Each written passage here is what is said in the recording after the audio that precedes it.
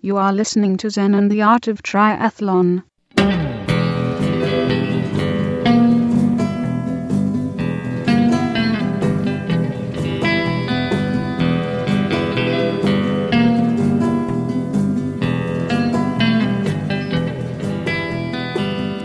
Well, hey there, all you triathlon studs and studettes. This is Coach Brett with another great episode of Zen and the Art of Triathlon, the podcast where we take the world's most complicated sport and try to simplify it so that you can find yourself through endurance. All right, we have a great show, chock full of really cool stuff. First up, we have an interview with Hillary Biscay and Thorston Radde, who is the numbers and statistics guy behind a whole lot of triathlon analysis. And we're talking about 50 women to Kona, 50 pro women to Kona, and how competitive is the women's field really, and what are their next steps, and what's been going on and what's happening, and how you can help out. It's a really cool interview. I'm really excited about it, have them both on the phone at the same time. And then after that, we have a nice chat with Tawnee Prazak about, just about everything that's going on in the sport, and with her and with Endurance Planet, all kinds of cool stuff. And by the way, she's doing a piece on me, a series of shows trying to straighten out my nutrition on, and actually our talk on this show, which you're about to hear, is when we start talking about that and come up with the idea. And so anyway, there's already an episode out of Endurance Planet where it's, like about 45 minutes with me, with her trying to analyze the mind of Brett and how I eat and how I train. It's pretty cool. And we're just barely getting started. And then after that, we go into the training log where I take you with me on a whole lot of training excursions while I'm going to and from workouts. And I do a breakdown of the Galveston 70.3, basically a preview, a race analysis with all kinds of tips so that you can have a great time at the Galveston race. It's a very unique race. And if you're doing a race that's similar, then the tips will also help you out. And they give you an idea of the kind of things that an faster age grouper, if you want to get faster, these are the kind of things that an age grouper that has finally gotten faster over the years thinks about to be competitive, and things that will really, really help out. So it's pretty cool. And I guess I should introduce myself. Why are you listening to Zen and the Art of Triathlon? Well, this is the longest running podcast about endurance sports in the world. We've been going 10 years or so by now. And I am an age grouper that trains for Ironmans full-time. I'm also a full-time dad and hold down a full-time job. And so I am getting it all done, and I try to share the world of doing triathlon successfully with you so that you can do it too. So there's more of us out there. It's a lot more fun with more people getting it done.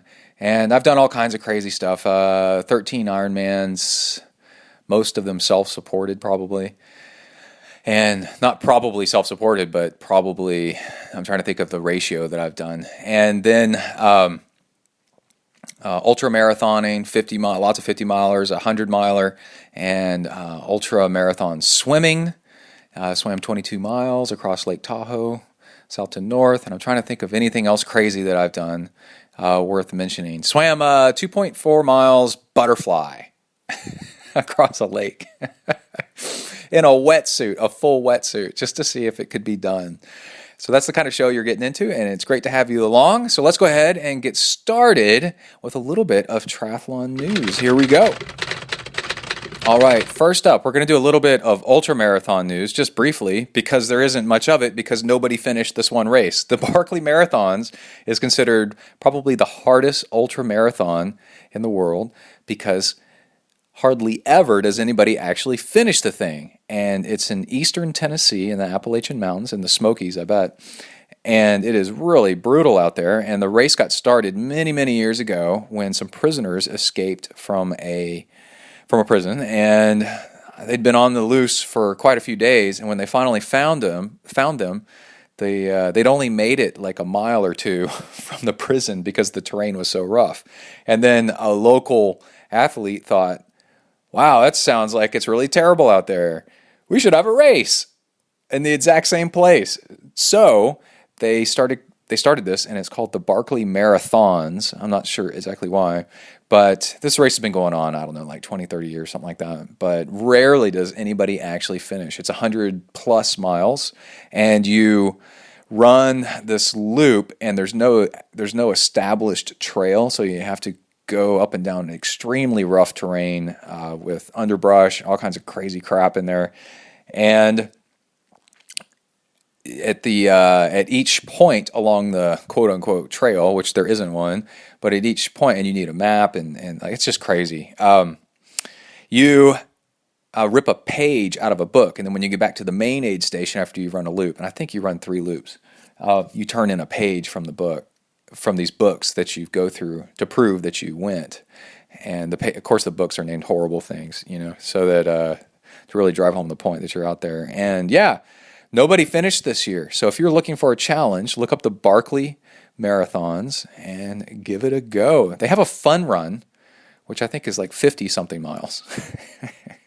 I'm sure a lot of people don't finish that either.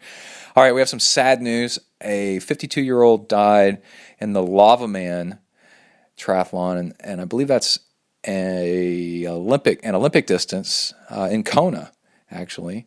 And I think he was a Canadian, a businessman. I don't know how many triathlons he'd done before or anything like that. But this really drives home the point that the swim in triathlons can be really dangerous in spite of plenty of training. I don't know if it was his first or he'd done a bunch. That doesn't seem to really matter quite so much. It's more of a cold water shock, wetsuit tight around the upper chest, and adrenaline can apparently cause a out of control spiral of maybe endorphin and adrenaline reactions that gives you a heart attack or something. They're still trying to figure out exactly what happens, but it really goes to show that there should be strong consideration for wave starts and trickle-in kind of starts instead of these massive 2,000 person starts in triathlons and like the big Ironmans. And I really think that there should be a qualifier swim for Ironman. It just blows my mind that there is no qualifier for an Ironman. It's just crazy that there's not. If you try to go sign up for a massive open water swim, that's a long distance swim in the open water swimming world with no biking and running after it, most of the time they want to see a qualifier. They want to see that you've done something at least half the distance, and you got to prove it. You got to show them the race results. And the fact that Ironman doesn't require it is really, I think that it's dangerous, and I think that it's odd. And I definitely recommend, of course, you would go do races before you go do this. But a lot of people sign up for Ironmans and haven't really done much swim training, and then they find themselves in a lot of trouble. And I try to not point out problems without a solution, and Ironman seems to be in love with making money. So I think Ironman ought to have, and a lot of these races ought to have qualifier swims where you pay and then you swim in a group, probably in the location or something nearby, or you swim something similar, and you finish under a certain amount of time, and there's somebody watching, and they check you off and go, yep, this guy can swim, and that $30 that you pay or something like that goes into the pocket of Ironman or the race itself, and but then you've proven that you can swim it, and also the race gets a little bit of money as well, and then you get a little bit of confidence knowing, and then you get seeded in the race in the correct time based on your previous times. How about that? Wouldn't that be cool? So let's keep pushing for that and see if we can get that going. Because Ironman Texas, another piece of news, Ironman Texas is going to be a rolling start swim, and that means people just funnel into the water and start going, and it's chipped time. The start is basically off the time on your ankle as you cross the timing mat as you start your swim. And if you had done an Ironman or a test swim before they could seed everybody properly, and it would be really, really cool. But as it is now, you're just saying what you think you're going to swim, and I think people find themselves in a lot of trouble, and that would be nice. Okay. Anyway, Ironman Princeton 70.3 has been canceled. The news that was released was they couldn't get bike permits for the town, and that sucks. And what I thought was funny was Challenge immediately put out an ad that said, got the Princeton Blues? Challenge Poconos is right up the highway. Check us out. And I thought that was genius marketing. It was so cool.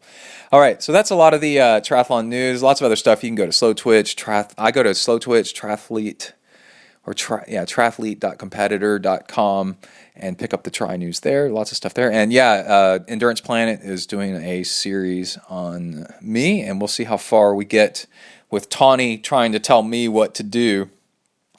And at one point during the latest show, I laughed. I'm like, you really got your work cut out for you, don't you? So go check that out. I'm a big fan of Tawnee, and she's doing some kick-ass stuff, so go check her out. All right, let's go ahead and get started with the interviews. First, we're going to go with Hillary Biscay, who has done, I think, like 63 Ironmans. Hillary really knows what she's doing, and she runs a successful clothing line that could definitely use your eyeballs. Go check them out, Smashfest Queen, and make some great looking stuff. And then Thorston Radde also is there on the phone, and we talk about everything about the depth of the field and the competitiveness of women, and should it be considered, and what should not be considered in getting 50 women pros to Kona, and the fairness of it, and the unfairness of different solutions and what might actually work. It's a really cool interview. I'm stoked to have it on. So let's go ahead and get started with that. Here we go. Welcome to the next level.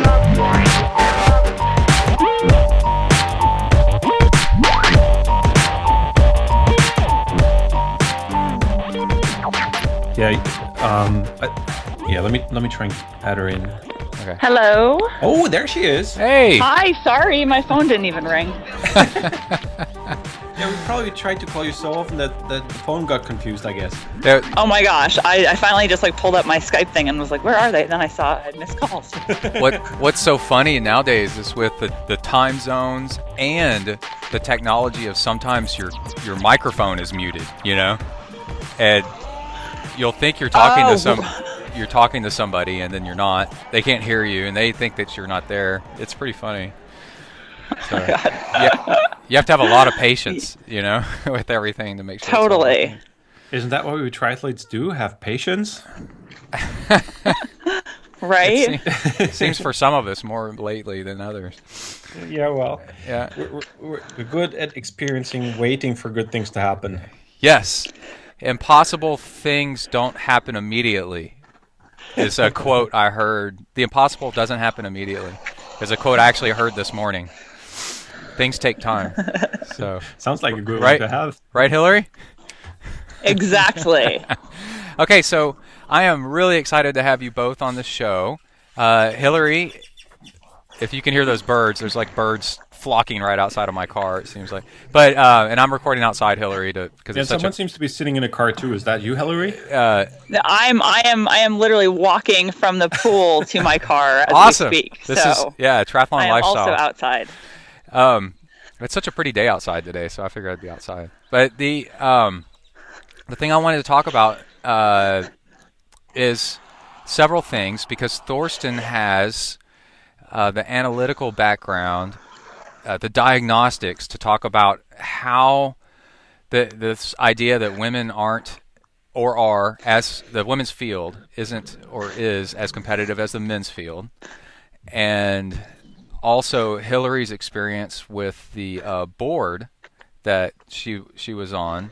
And first off, Hillary, I want to say that I don't know if you saw my tweet a long time ago when I suggested that the first thing that the Women for Tri board would do when appointed by Ironman is to have a short meeting and then conclude that there is no board needed and to everybody resign at once.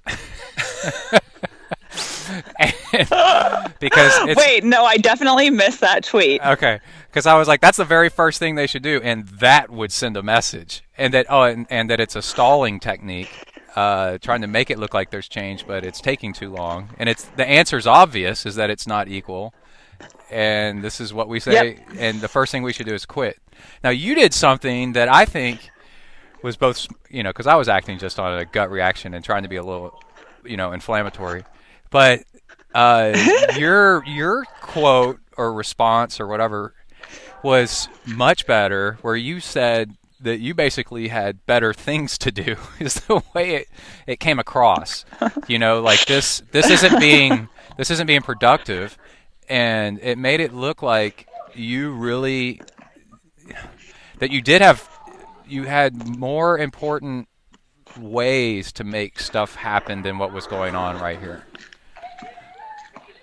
So what do you have any comments on that, or corrections or anything like that? Yeah, no, I guess that's it in a nutshell. I thought it was kind of, I thought I would try to do things by the book and sort of go about things go straight to the source and try to make things happen. Working with the WTC, right? Take them, sort of give them the benefit of the doubt that they, maybe did have our best interest in mind. And I thought, great, if we can try to work with them, that's ideal, obviously. Right. But unfortunately, as I think many of us were afraid of, I ultimately concluded, pretty quickly that there wasn't going to be a whole lot of opportunity to actually make things happen, as part of that board. So yeah, I felt like there were sort of other venues for making change and helping to promote women in our sport. Other places where my time would be better spent, for sure. Yeah. And I was trying to imagine myself in your shoes a little bit, and on one hand, I would be honored to be picked to be on the board. They picked you. And that means that they really value your opinion, and that means you're somebody important in the industry. And then, you give it a try and kind of see what kind of impact you can have. Right? Yeah, exactly. I felt like it would be a bit hypocritical if I just sat back on my Twitter and was like, oh, WTC stole our prize money from Ironman Wisconsin, and boo, we don't have equal Kona slots, and complain about this and that. If I didn't, right, then also I didn't feel like I could just sit back and talk unless I were willing to fill out my application for the board and put my hand up to work together with them. Right. Yeah. But unfortunately, I very quickly realized that they weren't really all that interested in working with us, but rather I felt like they wanted us, sitting there looking pretty, so they could say they had a women's board, exactly. Which is something that I was not interested in being a part of. Yeah, it seemed like just symbolic and to me a stalling technique, and just waiting for everything to die down. And also the thing that I found, that's a great way to describe it. Yeah.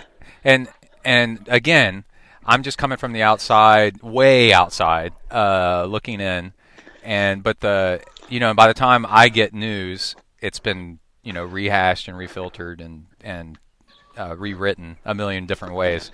So, but the thing where they said, well, we'll allow more women's spots, was it 10 more or something like that, up to 45? If we volunteered, if those individuals also spent a day of service, because being in the top 50 women in the world was not enough to just qualify them on their own. Now, were the they guys also had to do community service? Were the guys going to have to do community service? No, of course not. Okay, no. So my opinion on that was what this really, if you're clued in to what this actually is, it made me feel like this. Yeah, you can come watch us boys play, but make some sandwiches for us while on the way. You know? Yeah, that was pretty painful. I'm not gonna lie. That was pretty disturbing. Okay, so to be honest. You've started. And the willingness of some of the women actually to take that kind of poison cookie and even run with it shows that a lot of people were really hoping for improvements in the number of slots that the women had there, that they'd even considered taking that offer, however open that was, and go with it and try to do the best with it. I mean, that shows a lot how much heart a lot of people put into that, more equal slots as they are now. Yeah, because sometimes you're willing to take any improvement because you think you're starting some improvement, you know. And so you could. I can totally understand, you know, the point of view of okay, let's try this and keep moving, at least moving forward, you know. So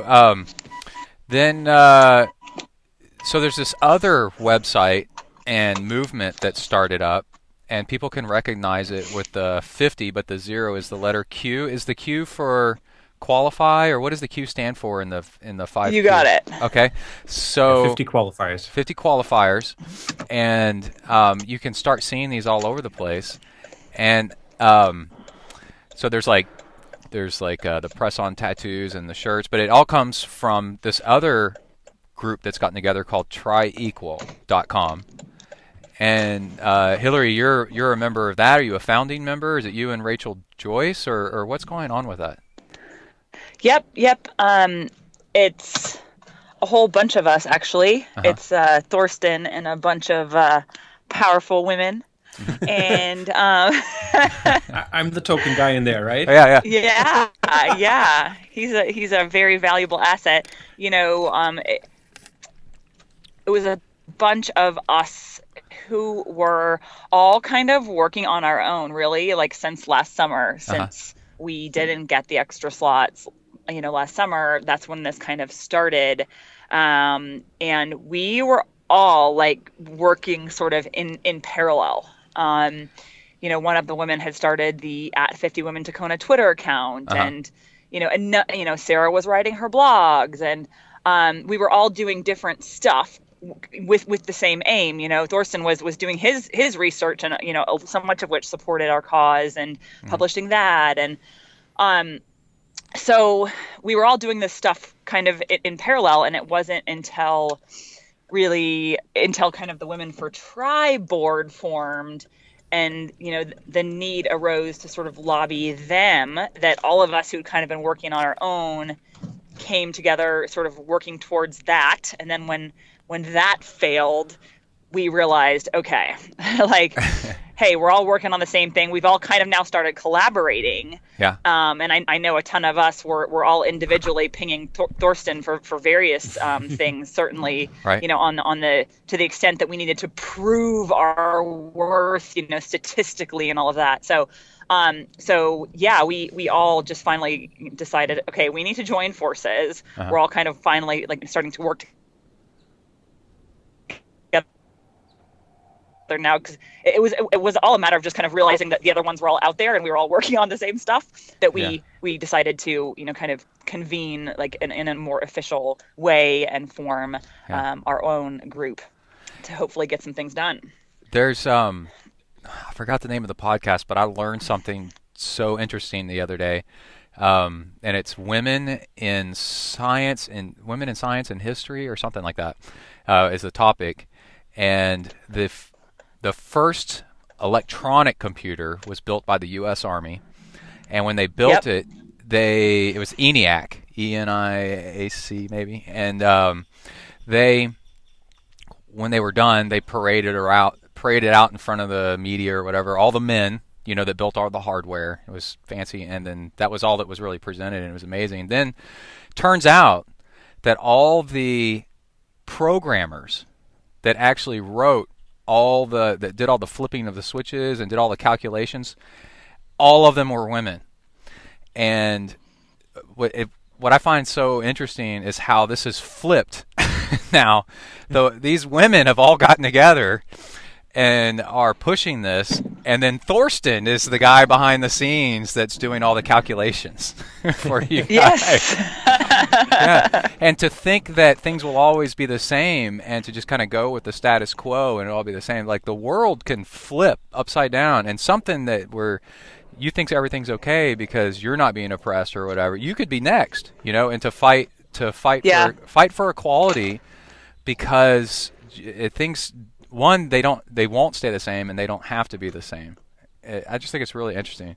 So Thorston, No, that's really interesting. Yeah, all 6 women were the original programmers of ENIAC. All of them were women, and all. That's really cool. Before programming was done electronically, it was all done by women on paper, and this is all ballistics calculations for bomb dropping and firing guns and all kinds of stuff. That's what the U.S. Army used. So there's similar stuff that happened in Great Britain with all the code breaking that the latest movie made popular, and that's all top secret stuff. And I think the movie doesn't really show all the women that were behind it, because they did the actual preparations and calculations, getting the computer to run the code breaking part. And there's a lot of interesting history in the early parts where women were just doing all the grunt work, because the men were away in World War II fighting for the different countries, and they were left at home and had to pick up the pieces there. Yeah. And a lot of interesting stuff being done by a lot of women, and some of them known to the public, some of them really not at all. Yeah, so women. Hopefully this will be different this time. And in my field, I do map making. In my field, the women were doing in World War II, probably World War I, World War II, were doing all of the analysis of photography and all the cartography and map making too. It was fascinating. So, Thorston, I got some questions for you. What? Tell us more about this competitiveness and depth. I mean, there's been a couple races recently where the women's top 10 was closer together, and is that than the men's? And then is that kind of what we're looking for an example, or how do we know depth how do we know depth, or how do we know competitiveness? That's with the women. Really a tricky question, because it's really, really hard to compare the men's results and the women's results and Kona qualifications and KPR points and times and so on, because essentially it's 2 different types of races. There's a lot of influences, for example, that the number of Kona qualifiers has on how women have to set up their season. So if you the way it works now with 50 slots for the men and 35 for the women, obviously the women have to need more points to actually make it to Kona and to get to a Kona slot. Right. That's I guess the obvious part, but the less obvious part is that this will also mean that doing the smaller Ironman races is just not interesting for a number of the women who are on the bubble of qualifying, because the 2,000 points doesn't really make much of a difference for them. They need in the order of 5,000 points to make it to Kona, and even if you win 2 of the smaller Ironman races, you still don't have enough points to make it to Kona. So a lot of the women will, instead of going to the smaller Ironman races, go to the big regional championship races, where we saw the big fields, such as in South Africa and Melbourne, and I guess Texas. I don't know. I heard rumors that there's going to be more than 100 pros racing there. That'll be a crazy field, and then we have Brazil and Frankfurt that'll also have really, really strong fields. So it's really hard to compare, say, a race like New Zealand, where you had, I think, about 20 men racing there and 7 women, I think, and use that as an example of representational, how things are between the men and women, or compare that to Melbourne or South Africa, where you almost had the same number of women pros racing and finishing than there were men. So it's really, really hard to compare, because it's just 2 different things the way the system works right now. Yeah, I can think of another example. Like if you try to compare the final results at Kona, let's say the top 10 or 20, well then you've got the women's field is more exhausted by the time they get there. So yeah, that's one thing, and they're not also racing because as well. And also because there's less women. If you look at it statistically, you'll end up with bigger differences, time differences between all these athletes. And that's also a tricky thing. You can't just look at the time difference between, say, first and 10th or percentage between first and 10th, because that only is a useful comparison if you have the same number of athletes on the start line at least. And as long as the numbers are different, we'll also end up with bigger differences on the female side, for sure. Yeah, so you have a different number of athletes. You have different points available. So that'll totally change behavior. It just makes it so hard to compare the depth between men and women, and it's just not fair to use an example of, say, New Zealand or Wales last year, where I think we only had two women two pro women on the start list, and say, well, there's just not enough women out there, because counterexample, the big races show that there's a lot of women. And I mean, you can argue whether the men's or women's race was more interesting. I'd say it was at least on the same level. And a lot of times I think the women's race is even more interesting, with more lead changes and so on late in the race than the men's race is. Oh yeah, the women's race at Melbourne was awesome. Yeah, and you could also take Kona. I mean, you had Sebi almost having won the race at the half marathon mark, where you had at least, say, 2 or 3 women that would still have been able to win the women's race at that point. So it's really hard to make a comparison just based off one random race. Yeah. But what I tried to do was run the numbers and actually have a look at trying to account for, okay, women take a little bit longer to finish an Ironman than men, and the fields are different sizes, and try to come up with a statistical way of showing the way that the depth of these fields are. And it's basically working off percentages both in the field and in the finishing time, and you get a graph that shows how deep the field is. Yeah. And when you compare that, you end up with well, let me put it that way. If anything, the women's field is more deep and competitive than the men's field, but I'd say you can't really discern any noticeable difference. So from that viewpoint, the depth, at least in Kona, is not a valid argument for giving less slots to the women. Okay. And then also, I argue that trying to keep up 2 different qualification systems, when you start talking about overhead, of managing points and keeping track of athletes, when you have two different systems, it's kind of like I grew up with my granddad one time. I was learning how to drive, and I said, "Well, isn't 2 exhaust pipes better than 1 on a car?" And he said, "No, it's 2 mufflers that can go bad and fall off. One's better if it's big enough, because then it's more simple. Everything's simple. You can keep track of one system, and everybody's under the same umbrella."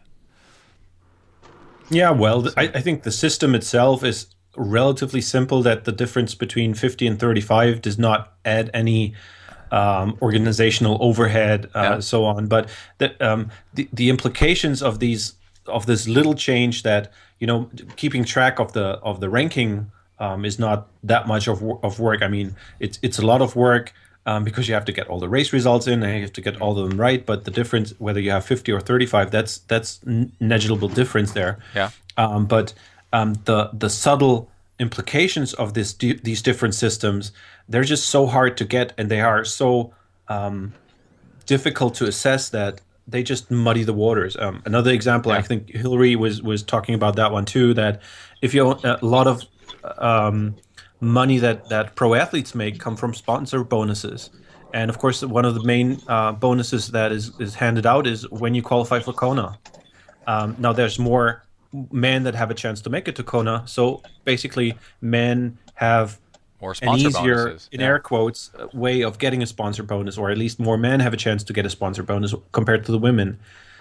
So there's just so much implication that I can't really see the point of keeping this system up, apart from all the philosophical viewpoints that there should be equal slots, and that's a whole different discussion, I guess. Where can people find the graph that you've made where it compares the men to women as far as depth of field and competitiveness? Is it on tryequal.com? my main site is tryrating.com, and we're trying to figure out a way at tryequal.com of linking all these interesting points. I mean, Kelly Burns Gallagher is another one that has a lot of interesting blog posts about the equality issues. I guess the easiest way to get at them now would be through my site on tryrating.com. Okay. And it's probably buried somewhere in the December post because it's been out there for a while. So, Hillary, what's the path now? How do you actually make change happen? I had one idea where. Yeah, tell me. I was interested in that answer too, Hillary. Come on, tell us the story now. But here's I remember months ago I posted on Twitter, who is actually trying to stop there from being equal, like who? Name names, like who are these people so we know who to who to talk to. And then my other idea was who. I don't know anything about Messick's personal life or anything, but it was like, who's he married to? Who's his wife? And like go talk to her. Like, are you realizing that this is going on? But then a less personally intrusive way is, do you know that there's a website up now of all the people that are currently, or maybe in the past too, have been suspended for doping and cycling. Yeah. And it lists out, and people love it because now there's clarity and transparency. Here's your list of everybody that's ever had a doping infraction, right? And that's all the website is. And so do you know how, like, when you try to get action on something, here is a list of the people you need to email to change this one policy that your local city does or something like that, right? Here's your city council members and all this stuff. So what if there was a web page that listed, these are the people that are against, and if that are against 50 women Dacona or equal number Dacona, and hey, if they're against it, that's their problem to be on that list. They need to stand up for what they believe in and have to deal with the public knowing that they're the ones that are stopping it. Yeah, I mean, that's a fantastic idea, Brett. I don't even think it would really require its own whole website because I think it's going to be a very short list.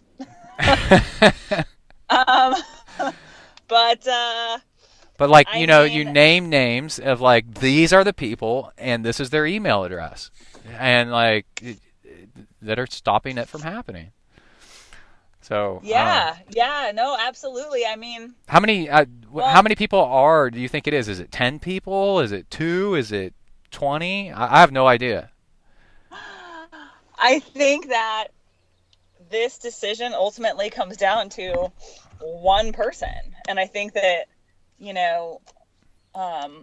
all of the sort of messages and stuff, being directed at CEO Ironman. I mean, I think ultimately, like, it's his call, and I think, I'm sure, I know he's not the only one in the world who's against it, but, but I think the list is in fact very short, but unfortunately for us in this case, I think it really, the buck stops there. I think that's really the person that it comes down to, from what I've seen. But do you think it actually? Because I was reading on Slow Twitch the idea that because of the private equity holding company, they're not going to do anything that is going to not allow them to make as much money as possible.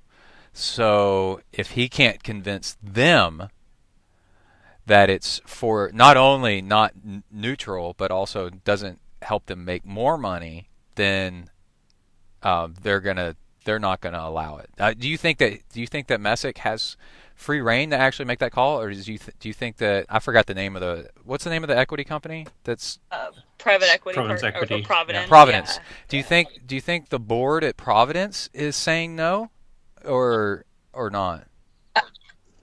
I mean, I am totally. I I'm really just guessing here because I do not know for a fact, but I cannot fathom that every Kona slot needs to be approved by Providence Equity. I mean, that would get a bit tedious, wouldn't it? Yeah. I mean, a board is just supposed to kind of advise, on what they're doing. Yeah. And I think overall, let's have a look at what we're talking about. We're talking about 15 extra slots here. Whenever WTC comes up with a new race or buys a new race worldwide, there's magically 25 or 50 slots appearing. So I don't really buy the argument that Kona is full and we don't have room for 15 more pro women on the pier or whatever that is, because we've seen so many examples where new races come up with slots that are just added to the field, as far as I can tell. Yeah. And also from what I heard from Messick himself was that he's more worried about the density of the people coming out of the swim and the resulting problems in policing against drafting and so on that really put a limit on what field is possible. And so I don't really buy the argument that Kona is full and we don't have room for 15 more people. Yeah. I guess the frustrating thing for us is we'd love to start a dialogue and a discussion about what's keeping WTC, Providence Equity, whoever it is. I guess, I mean, the way I see it is pretty much what Hillary said. The buck stops with Messick, and he can make the final call on it. And once he makes up his mind to change things, I guess he can make things change. But we don't know what their arguments are against adding a couple more women to the pro field. What they're afraid of this will mean, or whether they will lose face, or whether it's a personal issue or whatever it is, we have no idea what it is because they've been keeping pretty much radio silence. A couple of people have had the chance to switch an email back and forth with Andrew Messick on it, but so far we have not been able to establish a dialogue with him on this issue. Yeah, to me it seems like the lawyer tactic of delay, and hope that it goes away until people get tired of it. Yeah, and I guess mean the problem that I see is, of course, that frustrates people and that bugs people, and I mean, I wouldn't like to see all the tweets that have been directed at CEO Ironman. I mean, there were a couple of ones that were probably not really nice to Andrew and probably not totally fair to him, but he was kind of asking for it by not engaging in the dialogue in any way or at all. I mean, I think the only thing we saw was a press release by WTC basically explaining how qualifying works and that there wouldn't be any changes for this year. And that's, I guess, the only thing that I've seen from them officially. I don't know, Hillary, if you've seen or heard anything in addition to that. No, that's it. And I mean, as far as I'm concerned, that press release didn't even address the issue. It was a whole dissertation about how age groupers qualify and how there's limited space on the pier, but it was completely irrelevant to pros. The pro qualifying, but yet concluded with a statement about, for this reason, there will be no changes to pro slots for 2015, which is in my opinion, was a complete non sequitur because the two things were completely unrelated. Yeah. I agree. And I guess that's one of the things that we should get into as well, is that we're talking about adding pro slots to Kona and adding equal number of pro slots for men and women in Kona. Mm-hmm. The age group system is totally different, and although I guess each of us would like to see an equal number of of age group women in Kona as we see age group men, that's totally an issue of increasing participation there. And I don't think anyone was asking for a totally even number of Kona participants for each gender there. Yeah, there's some really great strategies in managing power, I guess, and stuff where you instill fear, you conflate issues together, you relate things that aren't related. That whole tactic where we're going to have to take away from the men to give it to the women. You try to pit people against. You try to pit two factions against each other, and then as long as they're fighting each other, they're not fighting you. you know. And another issue that they're bringing up is 50 the right number of pros in any gender in Kona? That's another issue that they're throwing in there to to muddy the waters even more. Yeah. And I guess we just need to figure out a way of separating out the issues and addressing concerns for each of the issues. But it's hard to do if there's only one side involved in the discussion and the concerns of the other side, which I guess there must be some, because otherwise they would have agreed to 50 slots, is not in the discussion. Yeah. That I personally, I don't really. I'm not near being a pro and don't know anything about it. But I'm fine personally with 35-35, 45-45, 50-50. Like, to me, I just think it ought to be fair, and then however that's figured out is figured out. So what do you think, Hillary? Are you 50-50 no matter what, or do you want just fair, or how do you feel? Did we lose Hillary? I think we just she just lost her. Yeah. Oh, what do you think about that, Thorston? Like, should it be 50-50 or fair, or as long as it's fair? The way I see it, it's two different issues. One is we should have an equal number of men and women, regardless of their gender, in Kona, and whether it should be 35 or 50 is a different issue. Right. That's how I feel too. That's what I was trying to say. I think they're different issues. Yeah. And I mean, you could make a good case that 50 is a good number. You could make another case that 50 is too many, because then you have a lot of pros that just travel to Kona and basically lose money because they're going there, because they just pay 10 deep, and a lot of people just go there to have a race there and not really get anything out of it. Yeah, that's certainly valid concerns too. So that would point to reducing the numbers. But the way I see it is, I don't want to see a field of 35 and 35 with the qualification system that we have there, because then the number of races that the pro men have to do to make it to Kona would increase over what we have now. So I think we need, if we reduce the number of pros in Kona, we also need to change the qualification system a little bit so that we avoid this over racing before Kona. And the way I've been putting it is, KPR is really good at determining the best X number of athletes that should race in Kona. Whereas not good is making sure that these athletes arrive in Kona in the best shape possible. Right, for a good race. It kind of destroys careers instead of building them up. I mean, for example, if you qualify in August, you don't really have enough time to recover from this Ironman in August. And have a decent Kona build on top of that again. So those are just little issues that are hard to figure out right. And if we reduce the number, I guess WTC should also look at tweaking the system to avoid the potential problems there.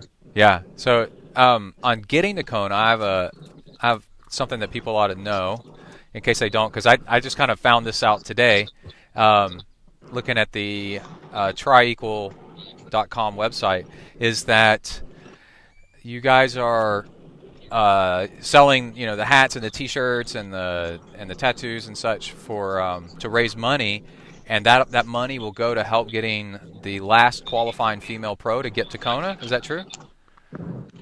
Yeah, there's companies, Course Boards and Hillary's company Smash Fest Queen, that put up tanks and t-shirts with the logo, and I guess track cards now as well, as you mentioned.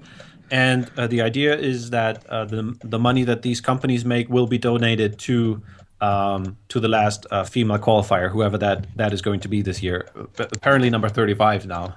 Yeah. From what we heard.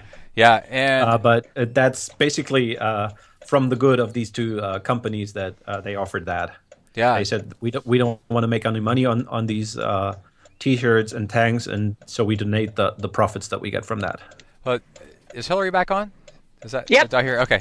So the what I really like. Tell us about what happens with the profit you guys make on the 50 Women for Kona tanks and t-shirts. How that gets donated. Yeah, so my company is Smash Fest Queen. I can't speak for Core, and I'm not sure what exactly their project is with their t-shirts, but I know for us, we are making 5Q women's tanks and men's tees and trucker hats because we had so many people looking for a way to show their support for this cause, which is so awesome. People started out by, using Sharpies and writing 5Q on their arms and legs as a sort of temporary tattoo at races. Yeah. We now have got some temporary tattoos being made, and people are wearing those, but people wanted, other things to wear to show their support. And what's pretty neat is that one of the two professional females that we sponsor at Smash Fest Queen is Haley Chura. And Haley, as a first-year pro 2 years ago, actually got like the very last Kona slot. She raced her tail off all season, and at Ironman Mont Tremblant in August, finally got in.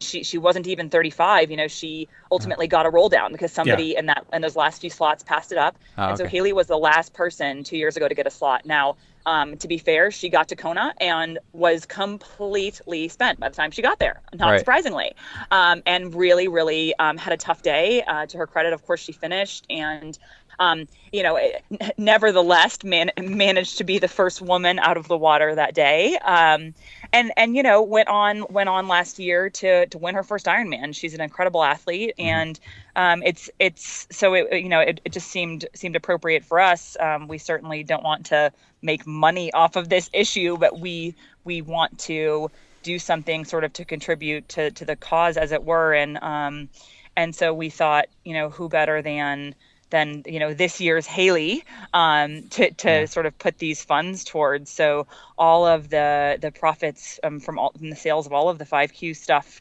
we are just saving up to hopefully write a nice check to that final qualifier in the women's field to hopefully defray some of her expenses in getting to Hawaii. That is not an expensive undertaking, and related to your guys' discussion about the how many pro slots there should be, should it be 35 or should it be 50? I mean, I absolutely think, and I don't want to open a whole nother can of worms, but I mean, I absolutely think that's something that needs to be done to support all of these qualifying slots. Really, is that, I mean, the pros, I think that to me that the obvious next step is that all of the pros who earn a slot to Hawaii should be getting some kind of financial support from the WTC to be there. If they truly want, the best field in Hawaii, to the extent that we have a number of people every year who don't go because it doesn't make financial sense, which I completely agree with in a lot of cases. Right. If they actually want the 50 best people in the world there, they're going to have to put their money where their mouth is and put and have a stipend for every single person that is qualified to compete there. Yeah, the first time I saw that mentioned, I hadn't even thought about that before, but Brett Sutton brought that up, where he said the WTC ought to be paying the way for some of these pros to get there. Yeah. Like a real professional sport, to get the best people there. Especially in a sport where people are out training, 30 hours a week. How are they supposed to be making the money to go to this thing in a faraway destination? And I think exactly. Thorston may not have noticed this, but here in America we've got this really sad thing happening that you see. You drive down the highway and you'll see billboards on the side of the road of somebody that is asking for money for a kidney transplant or something like that, and it's like, that's healthcare in America. And you're like asking for donations and charities and stuff to kind of help people get by, and this whole thing of pros having to professionals in a sport having to beg and ask for money to get to something that they've qualified for is kind of crazy. In a way. Yeah, and I mean, we're not asking about just any race, or we're not asking for WTC to support any and all pros out there. We're asking them to support the top athletes in our sports. And I mean, just look at the numbers. If you look at 50-50 participants, you have about 100 starters in Kona at that point. 20 of them get paid for prize money. So you're looking at 80 additional people getting, say, I don't know what would be a decent minimum, like $2,000 or so. And you have like $160,000 that we're looking at. So it's not, I mean, it's a lot of money, but it's not like it's impossible to look at.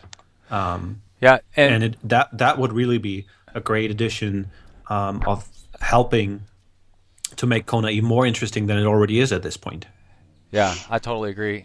And also on the value of pros being at these races, how much does it actually help in light of, Ironman cutting pro fields from certain races and such? I think Hillary might have something to say about a certain somebody she knows that is a pro. How much value does this certain somebody being in your company's gear, being out on the pro field out on a bike, bring to Smash Fest? Oh, it is incredibly valuable. Yeah. I think, I can tell you just last year, we brought on our first 2 pros last year, one of whom was Haley. I watch our sales numbers. Like we ship every single order, so I see where these things go. And I can tell you that having one, inspirational pro in it, based out of Atlanta, racing in our stuff, and even before she won her Ironman in November, Haley actually had a pretty tough season, kind of leading up to that. It didn't matter. It didn't matter because she is out there racing in our stuff. She is approachable. She is the most down to earth, friendly, pro, and is absolutely, sort of a role model in the Southeast, and beyond. But I can tell you that the number of orders that we shipped to the Southeastern U.S. grew. I can't even give you a figure because it was like an entirely new market for us that just blew up because of Haley. So I am, 150% convinced the value of pros. The value of pros. And absolutely. What did you see with your husband leading the bike at Kona last year in Smash Fest? And wasn't he leading the bike for quite a ways, right? Yeah. And then Oceanside again, right? And then also when you did Ultraman in Smash Fest kit out there and getting all that media attention from you being out there, the value of pros bringing attention to companies involved in the sport has got to be just crazy.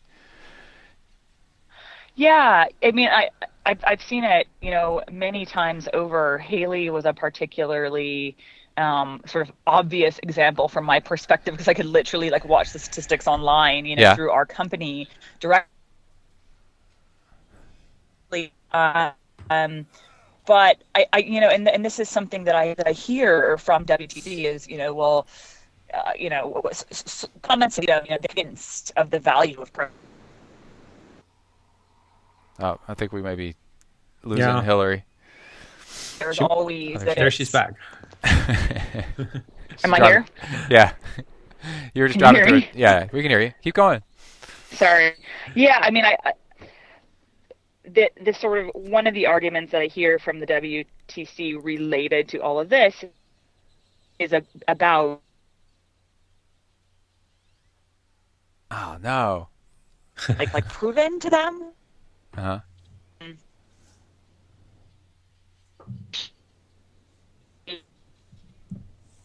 Josh, she must be in a really bad place right now.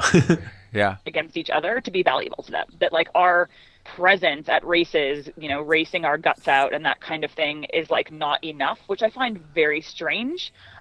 Certainly I get the value of all the extra stuff. I see that with Haley, but what is sort of continually suggested to me is by them is that, well, what is your worth really? And I think I think that certainly I agree that all of the extra, sort of personality components of pros and their interacting with the public and all of that is valuable. But I think that what I think that the WTC misses is that having a pro race, in Kona and at their other races, is inherently valuable, because that is what sort of validates the whole event, right? That's what makes this kind of like a legitimate sport in a lot of people's eyes. And I think that without that field, over time, this suddenly Ironman becomes your backyard egg and spoon race, right? I mean,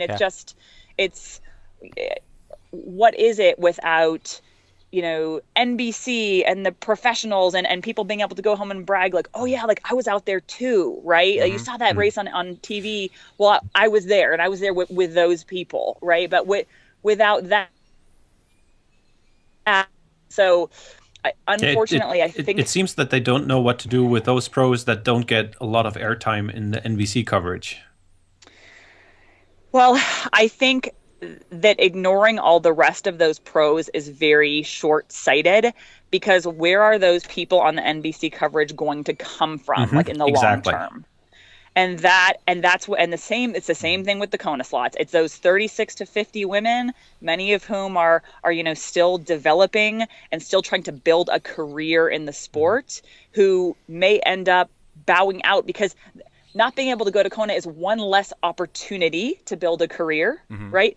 And one less, sort of stone in their, one less building block towards possibly being able to make this a career. They can't make it a career. They give it a go for a couple of years and they bow out, right? Yeah. But it's those ones that can stick around. Take the example from last year. I mean, one of those athletes that narrowly missed out was Angela Nath, who certainly would have been top billing in Kona.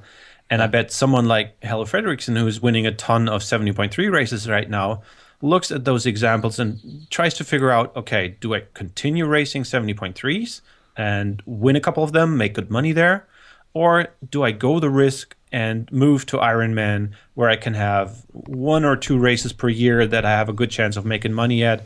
And if I just have one bad race, then that's a whole ruined season for me. And those are not the decisions that can be in the interest of WTC at this point, because I mean, Kona is their big crown jewel, and they should do all in their might to encourage athletes to move up there and try to view that as the ultimate of making it there. And I don't really see them doing that. Yeah, there's a phenomenon in urban planning that's very similar to this, where you have a busy road, right, and no bike lane on it. And so there's no cyclists, right? Yeah. And so then you talk to the local government agency and say, hey, can we put a bike lane on here? And they say, why? There's no cyclists. Right. Like, well, it's because there's no bike. Or you say the same thing about a sidewalk or something like that. You have to put the infrastructure in first, and then they will come. You build it and they will come. And having the field available for women to fill first, to then build careers and build a bigger depth, is kind of the way it has to go, or else you have this permanent chokehold on growth, or bringing the numbers up in women in the first place. Mm-hmm. Yeah, I mean, I think what we have right now is sort of that growth of the professional field, particularly the women's field. I mean, the opportunities are in fact diminishing rather than increasing. I know for sure that, compared to when I started racing professionally, holy moly, 10 years ago now, certainly the opportunities for sponsorship and prize money are not nearly, relative to the amount of women that are in the game now, there's just so much fewer. And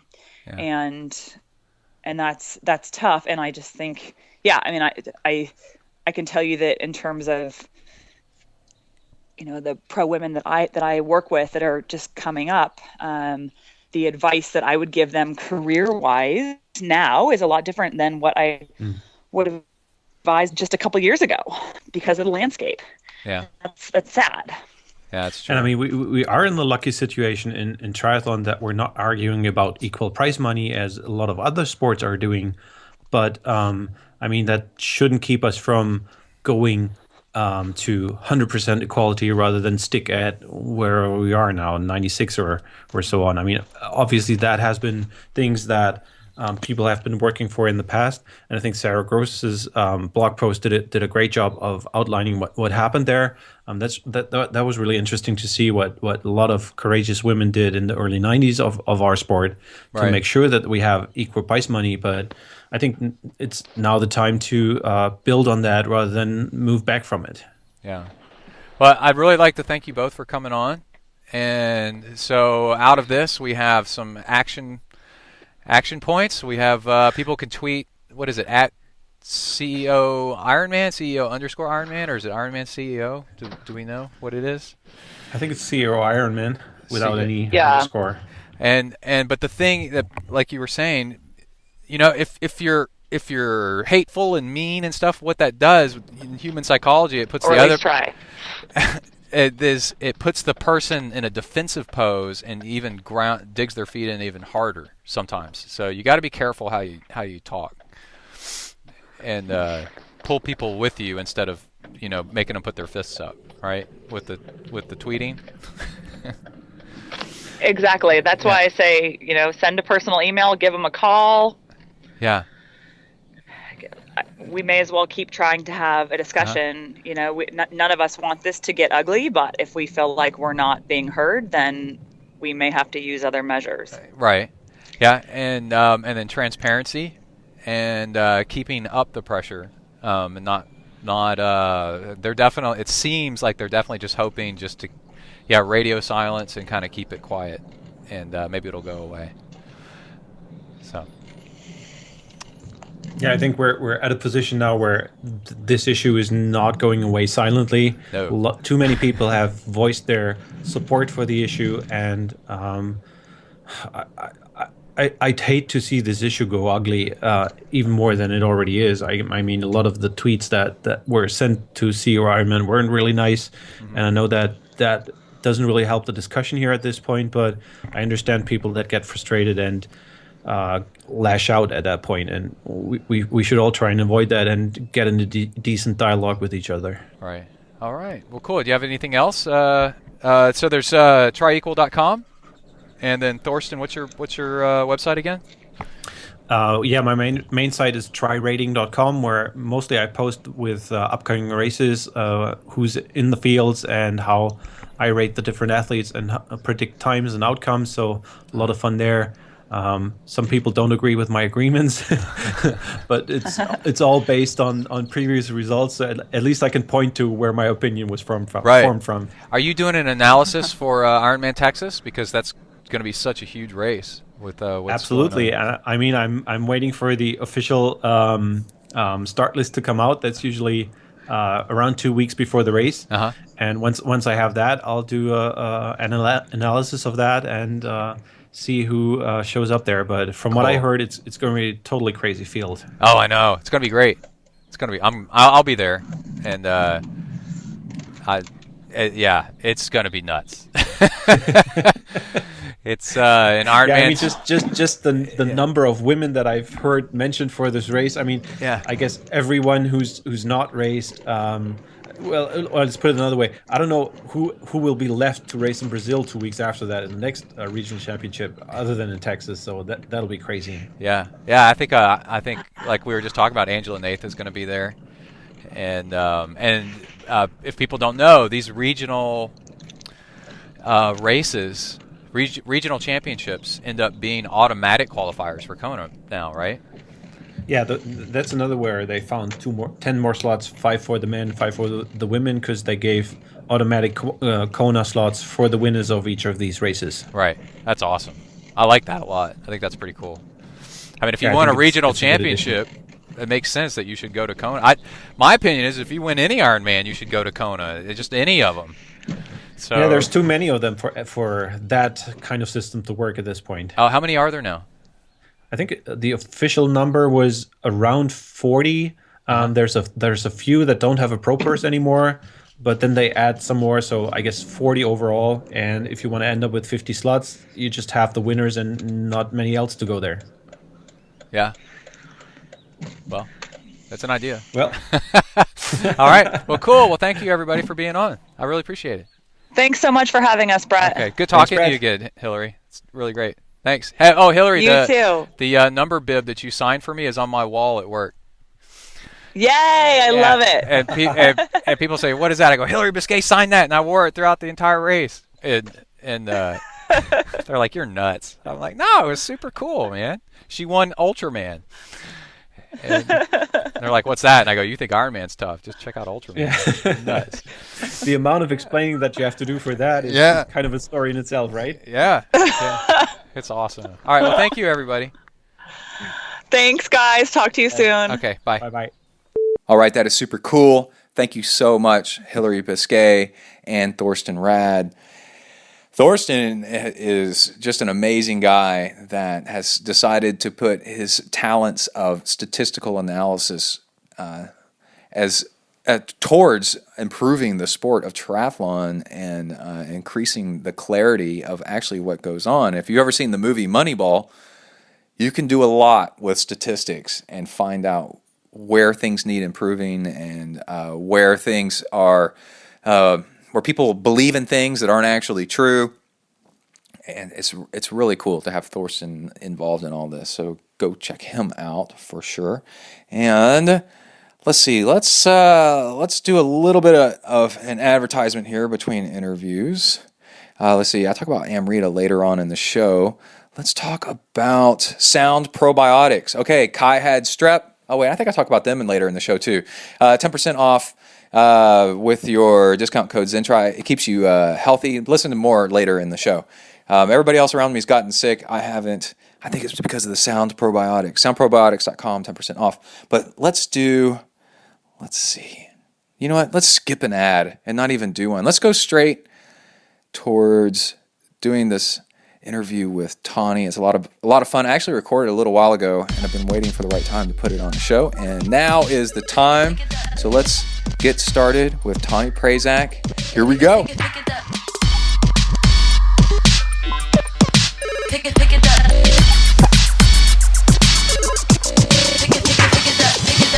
Hello. Tawnee Prazak, it's Prep Langner calling you.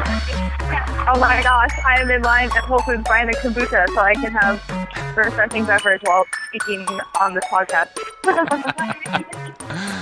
Cool. Which Whole So Foods are you typical, at? right? Yeah. I'm in Newport Beach on the way home from a lunch I just had, and I needed to go to the bathroom and decided might as well just post up here and get a kombucha while I'm at it. You know what? On my latest show I put out, I told people to stop at grocery stores instead of fast food places. Yep, see, I'm living that right now. Yeah. We're definitely the same wavelength because, I didn't have to hear that podcast yet to already understand why that is the best way to go. Well, it only takes like a second, maybe a minute longer, and then you have a huge selection of healthy food. Yeah, definitely. Hold on, I just want to make sure that the transaction's going okay. Thank you so much. Mm-hmm. All right.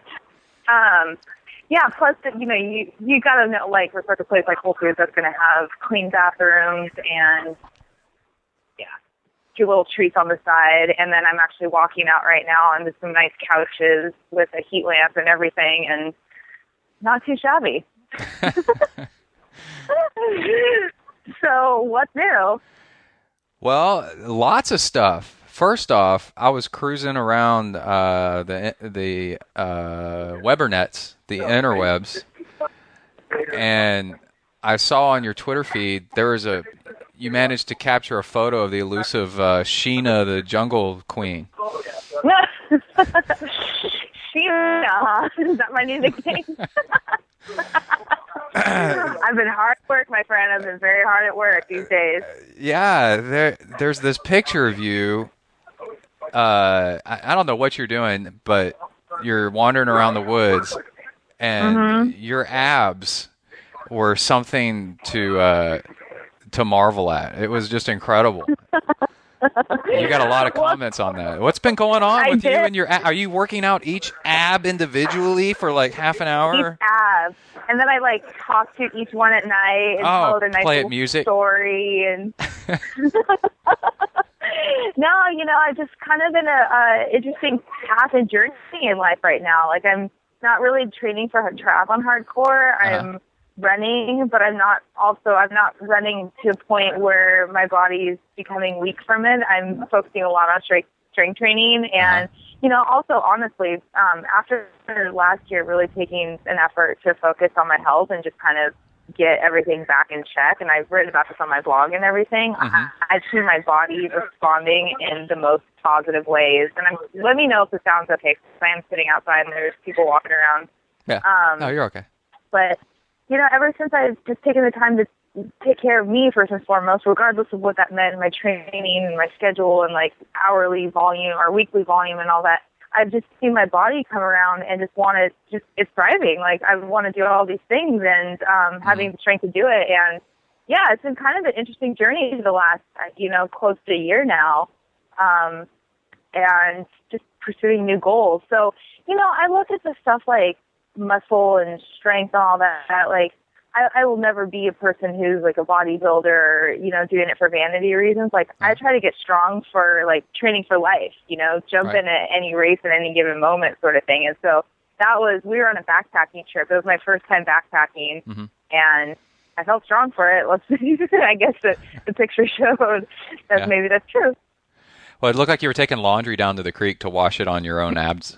Kind of what we were doing. In fact, yeah, there was tons of poison oak on the trail, so we were having to be very careful about the clothes situation and So I was drinking coffee at that moment, and actually the instant coffee that I got really wasn't that terrible. I think, but you know how it is, like everything tastes better when you're camping. Oh, when you're starving to death out in the woods, dirt tastes fantastic. You're right? Like, yeah, you eat tree bark. Exactly. One time, a friend and I used to backpack a lot. And one time a friend and I were backpacking in the Ozarks, and our campfire was right by this creek, and we're out in the middle, and we haven't seen anybody in like 2 days. And then we were walking down this steep embankment to get water out of the creek to take it up to put the fire out, to pour it on the fire, and it was taking forever because you don't bring a bucket with you while you're backpacking, so we're like doing canteens and whatever. And then I said, I remembered to bring pliers because pliers are actually really useful I brought a Leatherman, right? So I had pliers on it. And I took the log that was still smoldering and kind of on fire and kind of held one end of it with the pliers, and then the other end I could hold with my hand because it was so big that only half of it was burning, And I walked it down the creek and threw the fire into the creek. That's a way to get it done. Yeah, and we watched it, like it just burned out like instantly. I was like, well, that was kind of handy like that. I don't know if that's ethical, but whatever. I know, right? So you've done your share backpacking before in your life? Oh yeah. I was an Eagle pre-kid, pre-family. Oh yeah, I was an Eagle Scout, and I used to I was in a high adventure high adventure Boy Scout troop. So awesome. I spent 2 or 3 birthdays in a row in July having snowball fights on the Continental Divide in Colorado. Like, oh my God. So we're talking 2-week-long backpacking trips, carrying 50-pound packs. Going up over the Continental Divide and doing one trip we did 100 miles. Wow. Yeah. Setting the foundation for the future triathlete that you turned into. I can climb hills really good, really well. That sounds like it. I'm sure. Even in just this past trip that I went on, I've been running the last couple of days, and I've already noticed my hill legs feel like they're coming back to me in like a way that I haven't felt in a while. And it was all about carrying that load. Like I know you're actually into using the weighted vests when you're running. Have you noticed a pretty good result from that? Oh yeah, totally. Yeah. Yeah. How much do you load up in yours? 20, I think it's 25 pounds. Yeah, that's pretty legit. That's definitely legit. It's heavy, yeah. And all the years of backpacking, you learn how to carry weight. And So I'm somebody that can carry a heavy load and go kind of fast, but not really, really, really fast with no load, So I think everybody's built differently for different stuff, So. I had a pretty heavy load. I'm guessing it was between 50 and 60 pounds, and I was trying to go as fast as the weight to carry me, but I was also, with family, and so I wasn't just kind of going off on my complete own. But then I was talking to this guy, and I guess there's fast packing too. So the idea of actually trying to go as fast as you can with a decent amount of load, but not the most load that you could possibly have. So whole new world. Yeah, it's kind of cool. A guy that when we were out on the Ozark Trail, a guy passed us. The only person we saw the entire time passed us at 10 o'clock at night, and he wasn't running, but he was kind of fast walking a little bit, and his backpack was really tiny, and he was going from one end of the Ozark Trail to the other, which is several hundred miles or something like that. And you want to cover as much ground as you can, so you carry as little as you need, and then the whole backpacking is an art. You get really good at it after a while. The whole water filtration thing that you're doing. Oh yeah. The thing to get is you need the UV light. Do you have one of those? Well, my sister is the one who's the aficionado. At this point, I was the total novice, just along for the ride. But, I kind of got my taste of it. She had, it was like a platypus, I think is the brand. And she had just recently got it too. I don't know. I mean, basically you fill a bag and then you go through a tube and there's the filter integrated into the tube, and then out comes your fresh water. So I don't really know too much about this stuff yet. I'm learning. So there's a pen that you get that's about $100, and it runs on a couple of AAA batteries or something. And you fill up your canteen or whatever you're doing with water, and all you need to do is make sure the water's reasonably clear, right? Not even that clear, but it just needs to be kind of clear. And you stick the pin in, and then you press a button on the top, and it lights it up with ultraviolet light, and it kills everything in the water, including viruses. Really? Yeah, and the problem with filters are they can only filter down to so small, and viruses are tiny, tiny, tiny, tiny. Yeah. So a virus can still get through. Unless you boil it. And then now you're burning cooking fuel to boil water. Right. And so this UV light is awesome. And then if you get one, anytime you travel to another country, like you go to Mexico or something like that. Oh, simple to pour. Yeah, you just stick it in your glass of water and turn it on, and then your water's clean. I love that. I was actually at a place over the weekend, too. Tell me if this is similar or if you've heard of this one. It was like a charcoal stick that you put in your bottle, and it's supposed to filter it naturally as well. It doesn't sound like maybe it's as reliable as the UV thing that you're talking about, but I've heard, of course, at this point using charcoal to eat or have, if you're having something that could potentially have toxins, or if you're, partying too late and you're planning on drinking too much or something like that, the old Dave Asprey trick. Yeah. But yeah, not just sticking this particular piece of charcoal in a water bottle to have it filter and clean it out. That's crazy stuff, man. When you see a filter will say down to so many microns, right? And that'll tell you how small the holes are that it'll block things. The problem with filters is after so many uses, they get gunked up, right? Exactly. And then they don't get everything because viruses, for example, are Giardia, for example, which I think might be a virus, is a nasty one, and they can't get that. And so, well, I'm not gonna lie, I was thinking of my buddy Chris Kelly at Neuroscience Thrive as my sister was filtering this water, and I'm like, am I gonna get a virus that Chris is gonna have to test me, and then I'm gonna have to, go through this whole slew of fixing my health again, and I'm like, all right, Tawny, shut up. Yeah. You want the latest advancements in backpacking that you want that UV pen, and then you want the because it's just so simple and it's so easy and it just allows you to have a lot more fun. And then you want a backpacking stove that's the butane canister stove that you just screw it on, and then you just run it, and it runs off these canisters. And got it. They're so awesome. My friend took it and picked it up and pointed it at some sticks to catch on fire. And we used the stove to start a campfire because it just blasts out like a rocket, you know. Wow. It's amazing. Yeah, it's super cool. And then and when you're done, you just pack it up and it's done. It's pretty cool. Luxury. I like it. Yeah. Little comforts there. I like it. Well, so, cool. Let's talk about Zach Bitter. Yeah. Because let's talk about listen, that stuff. You're putting out shows on a regular basis. And I'm getting angry at the shows because I'm like, this one's not number 3. Number 3 is definitely going to be my favorite. And it was hard kind of making the decision to keep it all in one or break it up. We haven't done something quite like this before of doing a series. The conversation was all just one long conversation, and then we broke it up. But I kind of like it. It was cool. I think, especially for someone who's maybe newer to like the low carb stuff and all that, it's, you know, bits and pieces, absorb a little bit at a time. But, you know, as I was thinking about it and I've re-listened to all the shows myself as well, I wanted to kind of give my interpretation and position.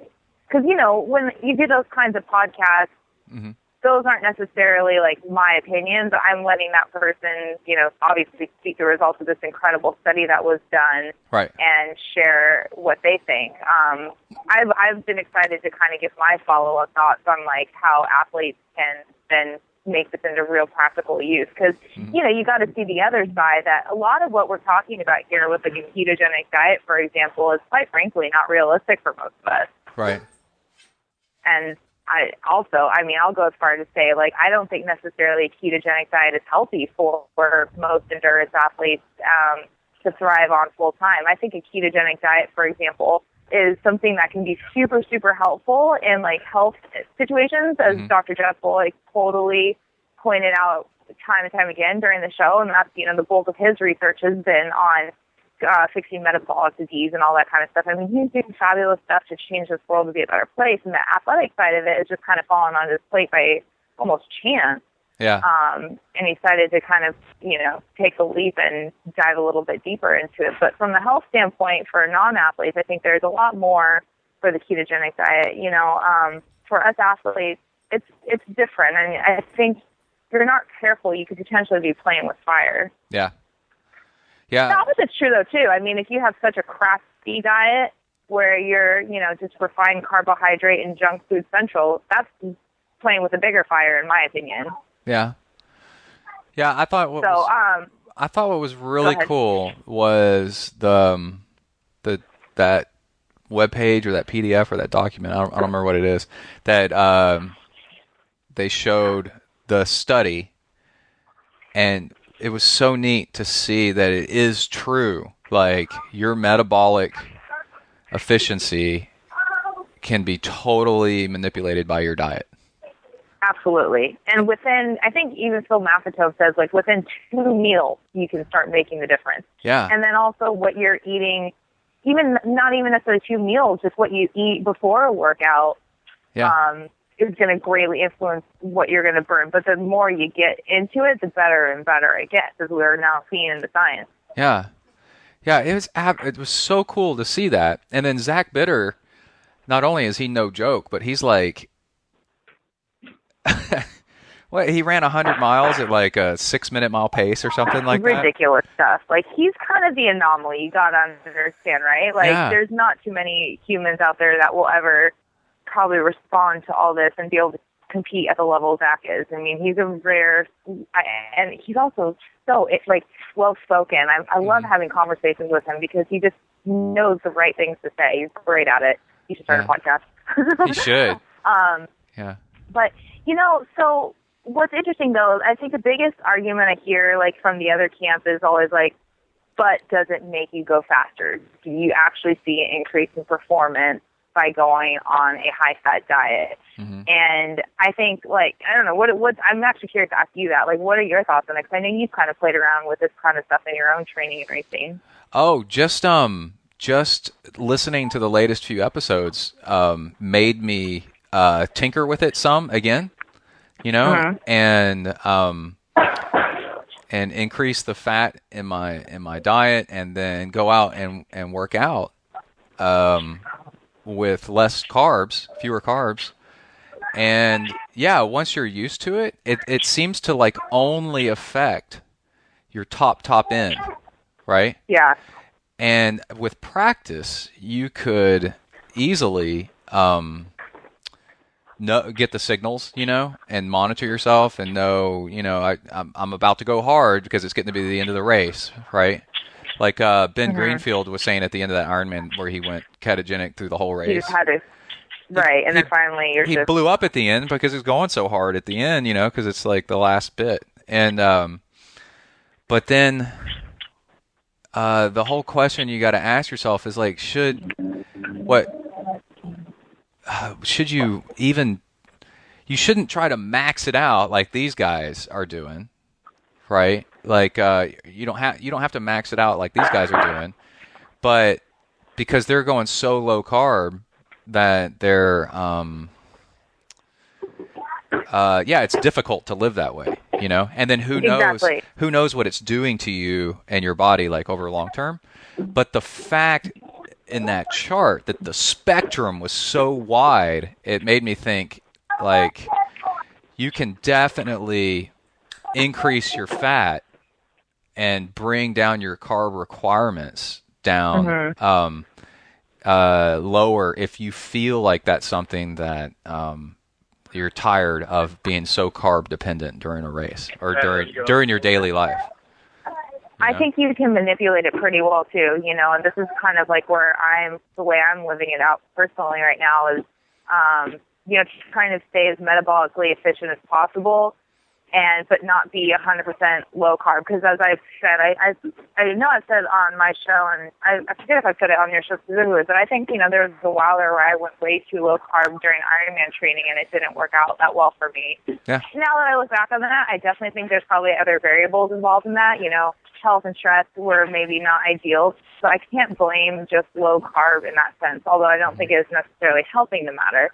But I think there's a way to kind of time it and manipulate it so you can be low carb when you need to be, but still have carbs in your diet, carb refueling, and still get the benefits. And that's kind of like, and you'll hear even more in part 3, like the practical application. Like even look at someone like Zach, he does not claim to always be in a ketogenic state, and he does not claim to be extremely low carb either, and he's training at a low level. And Dr. Volek even, kind of backed this up too, saying like he's got to eat things like sweet potatoes and whatnot. Like he's just the sheer volume of what this guy is doing in his training. Yeah. And at the the level, and then during racing too, he eats things like banana chips. So obviously there's going to be an element of carb in there too. I think for most of us, like the cool thing, like that I really like sharing through this is that we can get healthier and we can teach our bodies to perform better. And then if we utilize these tools, we can then kind of have more balance through it all. And there is a place for carbohydrate within all that. It's just a matter of understanding a little bit more of the science of it. So hopefully through these shows, hopefully through conversations like we're having, people can just like maybe figure out how to put it into practice in their own lives to start seeing that metabolic efficiency. Because again, like going back to the idea, like will it actually make you perform better?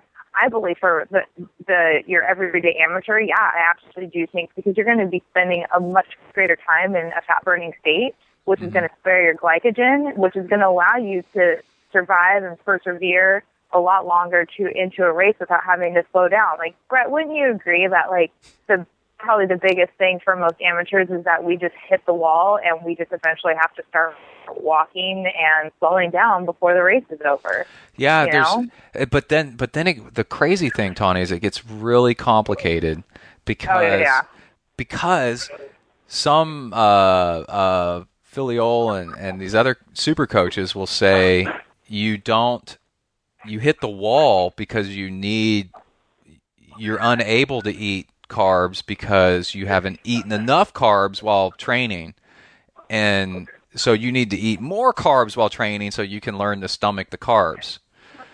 And, I've definitely heard that camp too. Yeah, and my opinion on that is I think that that's something that if you're a professional athlete, doing Ironman, right? That's something that maybe you ought to play around with to see, so that you got maximum power like the whole race. But I don't know if that's something that an average age grouper should be doing, like. Well, look, I think it takes maybe 1 to 3 sessions and your key workouts, your race-based simulation workouts, or like a bike or run that you're doing, race intensity, water, paces. All it takes is 1 to 3 sessions to train your body to be able to handle the kind of carbohydrate that you're going to need to take in during the race. Yeah. Or you can start, toying with some of the other kinds of fuels that are out there, the UCAN, the Vespas, things of that nature, seeing if that's something that will work for you. But I think you can achieve, I think you can still have carbs on race day, practice it very minimally, and that's it. You don't need to have everything every single time you go out and train. And the low-carb feeling before workouts is really where you're going to dial in that metabolic efficiency. Yeah, so check this out. I realized just the other day that one of my problems, I posted my bike ride where halfway, 2/3 through my bike ride, I bonked. But I bonked because I'm, hold on. My dog's angry. Uh-oh. Hey, go away. I'm talking to Tawnee. You got to respect the Tawns. Go, get out of here. Hey, Kai. Quality. When they come in, can you tell them that I'm on the phone for a podcast interview?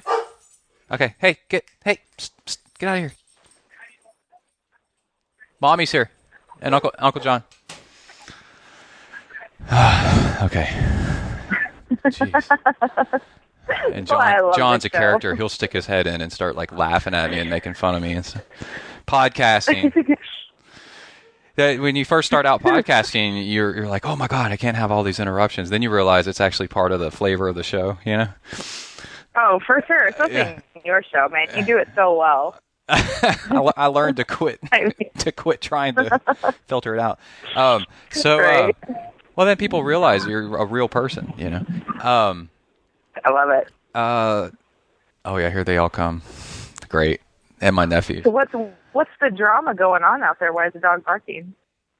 Oh, he barks, because life happens. Life exists outside. In fact, I'm going to lock the door so they can't walk in. Okay, so I was riding my bike, and then I blew up, right? I bonked, but I bonk from actually overfueling. My stomach shuts down from eating too much carbs, And, yeah, absolutely. And so lately I've been experimenting with doing a lot less carbs.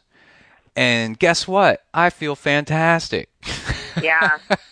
Yeah. Brett, I got to say, I'm so grateful for a guy like you because you've done so much sort of self-experimentation throughout the years on all the nutritional tweaks and hacks and you name it. And you share all of your experiences and you're so open. I don't know. I love that. I wish there was a little bit more of that. You do a good job at it. The thing is I really don't promote a specific diet or training style. I like polarized right now, but because I've learned over the years that I could change at any minute, and be like, oh, that doesn't work for me. And but what's crazy is, and the other thing that keeps me going is I really believe that I have in me a really fast Ironman. And I've never achieved it, so I keep trying different things to get it done, Because on paper... What's your fast Ironman goal? Sub 10. Okay. So I, on paper, with my watts and my running, my 10Ks and, speeds, you can calculate out what you should do if you had a great Ironman. Mm-hmm. I'm a 9:45 or something like that. Gotcha. Yeah, and I keep blowing up on the run, and I'm like, oh, I need to train. I keep trying to train differently, eat differently, and try to figure it out, the riddle of how to make it actually happen. So you're exactly the type of athlete I'd like to take on and coach because there's so many, it's not like you're a newbie and it's fresh. There's, you already have so much experience. You've tried so much. So it's what is going to be the thing or, handful of things that gets you to that A race. Like that kind of stuff is what interests me and thrills me so much in this world. It's just crazy. Like, I just can't get enough of it. I love it. Like when I hang out with John Hirsch, who's a pro, and Yeah. we'll be talking, and he'll ask me something about kind of like what we're talking about now, and I'll just say, John, I just think I should be way faster than I am. And pros are tired of age groupers talking about how fast they could be. He just rolls his eyes. He's like, yeah, whatever. And I'm like, no, John, seriously, I really could be a lot faster. And it just drives me crazy. And he's like, well, you got to put in like 30 hours a week or something. I'm like, no, I don't think so. Yeah, I don't think so. I don't think so at all. I have really good, I'm a high responder to strength work, and like, I can get strong really fast, and I'm psycho competitive. And so this is the thing I figured out just the other day, over the past few workouts, is my reaction to overfueling. To me, I've realized it feels exactly to me like I'm underfueling. I get lightheaded, and then guess what I do is I pour more sugar on it. And then, and you're getting leaky gut. You're probably causing some like dehydration in there because you're probably absorbing liquid into the gut to try to break everything down and push it through, and it's just getting backed up. Yeah, and it's then science. So it's science. By the time I can survive a half Ironman, but the last 2 half Ironmans I've done, I went top 10 in my age group, and but still couldn't eat anything on the run whatsoever, and was getting lightheaded on the run. And that's from overfueling on the bike, Yeah. I definitely think you're on the right path, though, into kind of honing in on, like, what eventually is going to make the difference, and it's going to be a nutrition thing.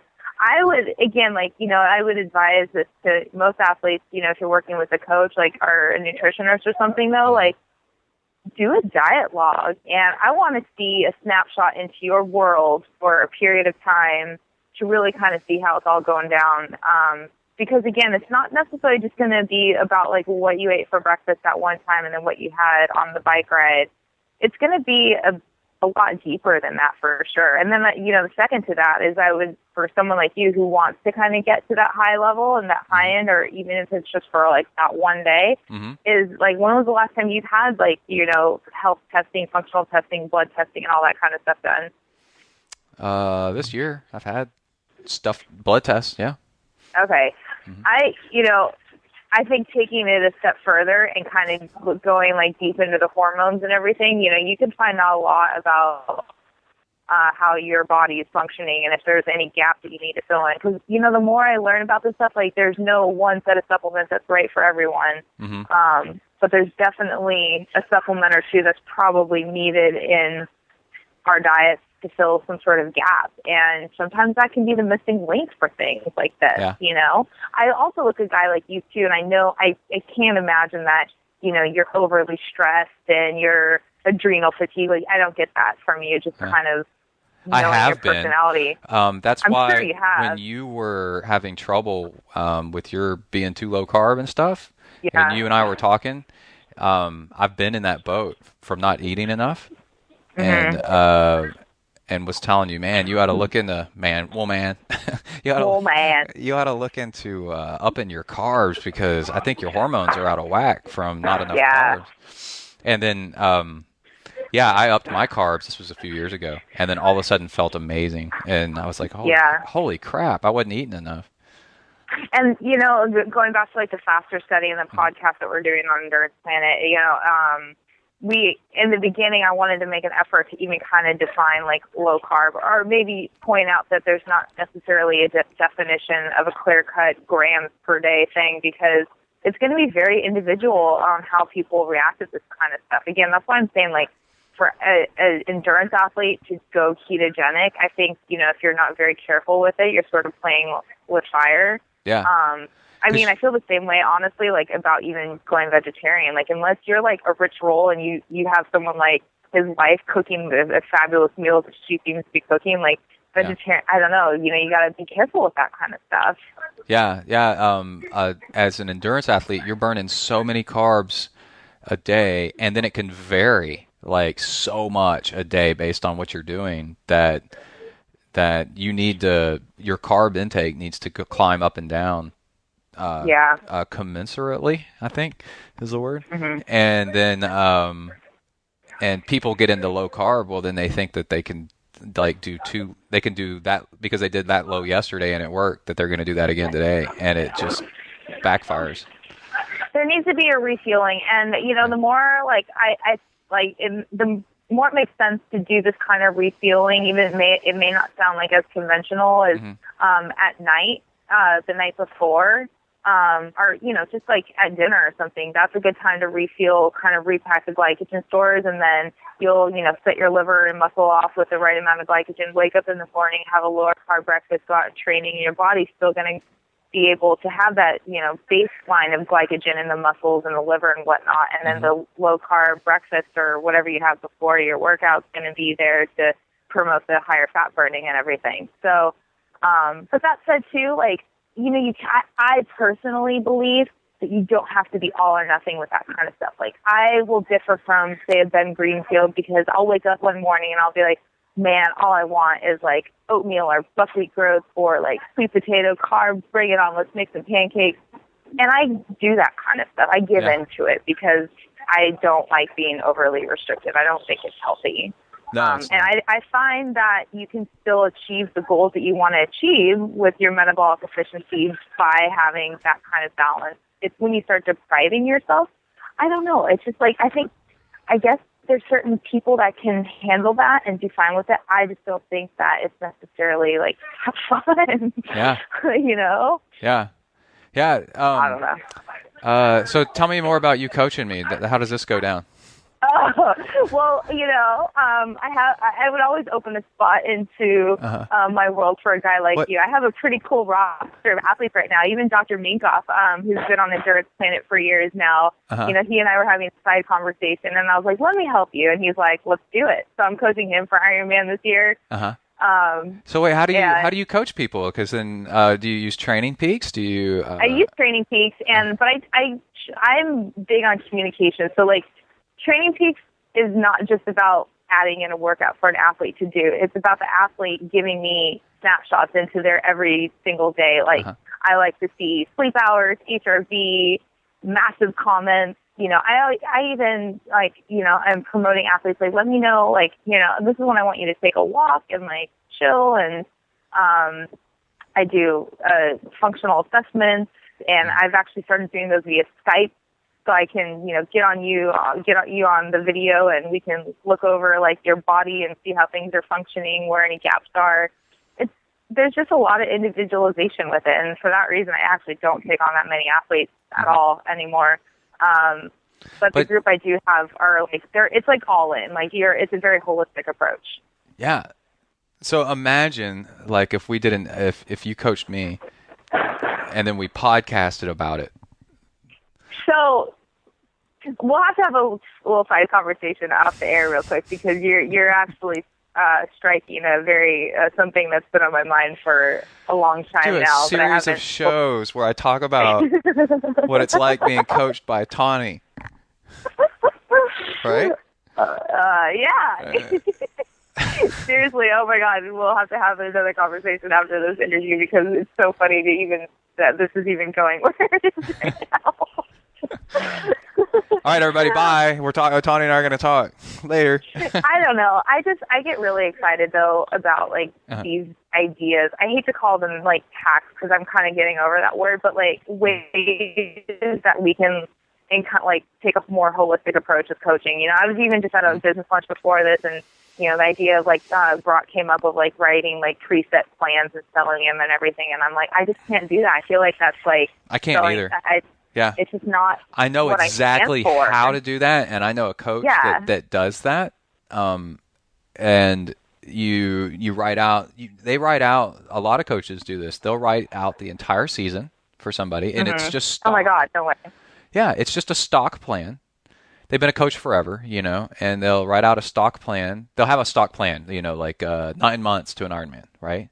Every single workout, over the entire time.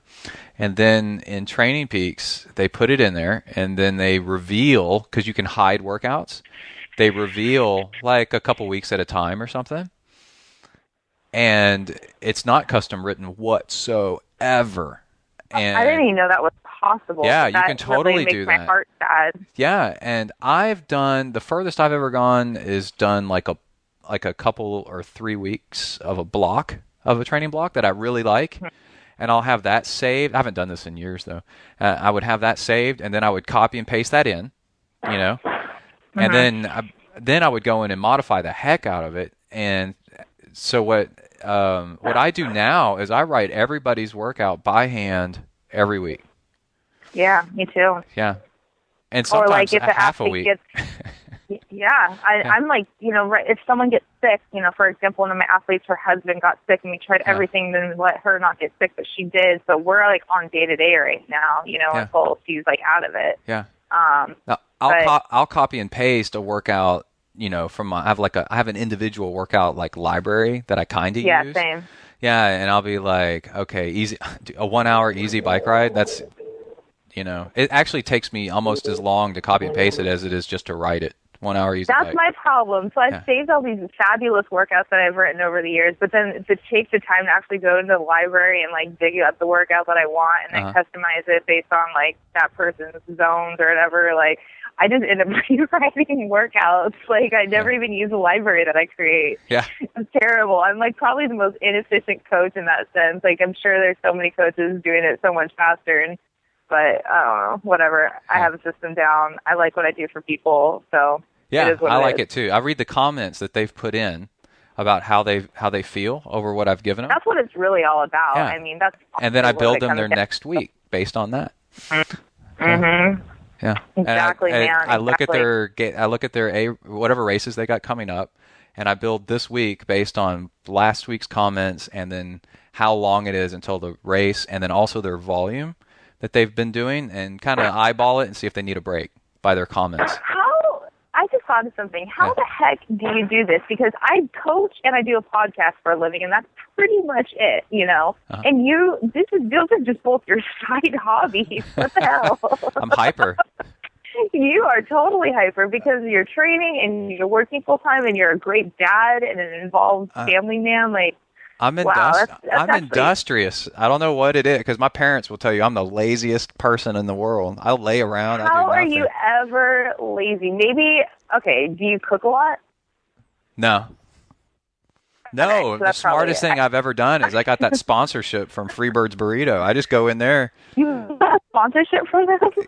This is what happened. They go, Brett, we really love you coming in and being so nice all the time. Because I'm happy, because I'm happy in there, because it's the most awesome burrito shop in the world. I'm like, hey, and I actually talk to every single person that ever makes me a burrito, and these are your minimum wage, like worker types, right? And they're like, they love me because I come in and I actually ask them how they're doing, and they're like, and that's just the way way I am. And then they're like, so after a while, after going there for years, they're like, hey, we want to do something for you. What can we do for you? And I said, do you know what? Actually, the cheapest thing for you that's also the most awesome for me is for you just to give me a free burrito every once in a while, because that costs you nothing. Yeah, totally. It's rice and beans and some veggies. It costs them nothing to give me a free burrito. And they're a chain too. I think I've eaten at one of theirs, like in LA area. Yeah, they've grown, and they're like, okay, no problem. And, that's so cool. Yeah, and so I eat there all the time because when you go to Pico de Gallo, how healthy is that for you? I mean, that's like the best stuff in the world. The best. Yeah. Yeah, and they fresh, do black beans, ranch-style beans, mixed salad greens, like whatever you want, and different kinds of meats. There's a Mexican place by me that John and my boyfriend and I go to, like our go-to. I should start being a little more friendly like this. Yeah. Not that I'm like mean or anything, but sometimes it's just kind of like we're illegally parked. We run in to get the food, and food sponsorship is where it's at. I like it. Pro triathletes out there, you're trying to get sponsorships. Get sponsored by Chipotle, Freebirds. Not McDonald's though, not Coca-Cola. No, please no. No. I thought about Trader Joe's once, and I actually kind of pursued it, but they didn't really. It sounds like they don't do a lot of. They'll sponsor events, but not really people. You know what I've totally found is if somebody's interested in you, they're the best sponsor ever. If they approach you, if you approach them, they are so hard to keep. Yep. Yeah. Yep. Yeah. I agree. Yeah, it's interesting to, those are the things that I had brought into my world in the years being an athlete and the podcast host and everything. Mm-hmm. They're 100% products that I use and believe in, regardless of if they're a sponsor of mine or not, Yeah.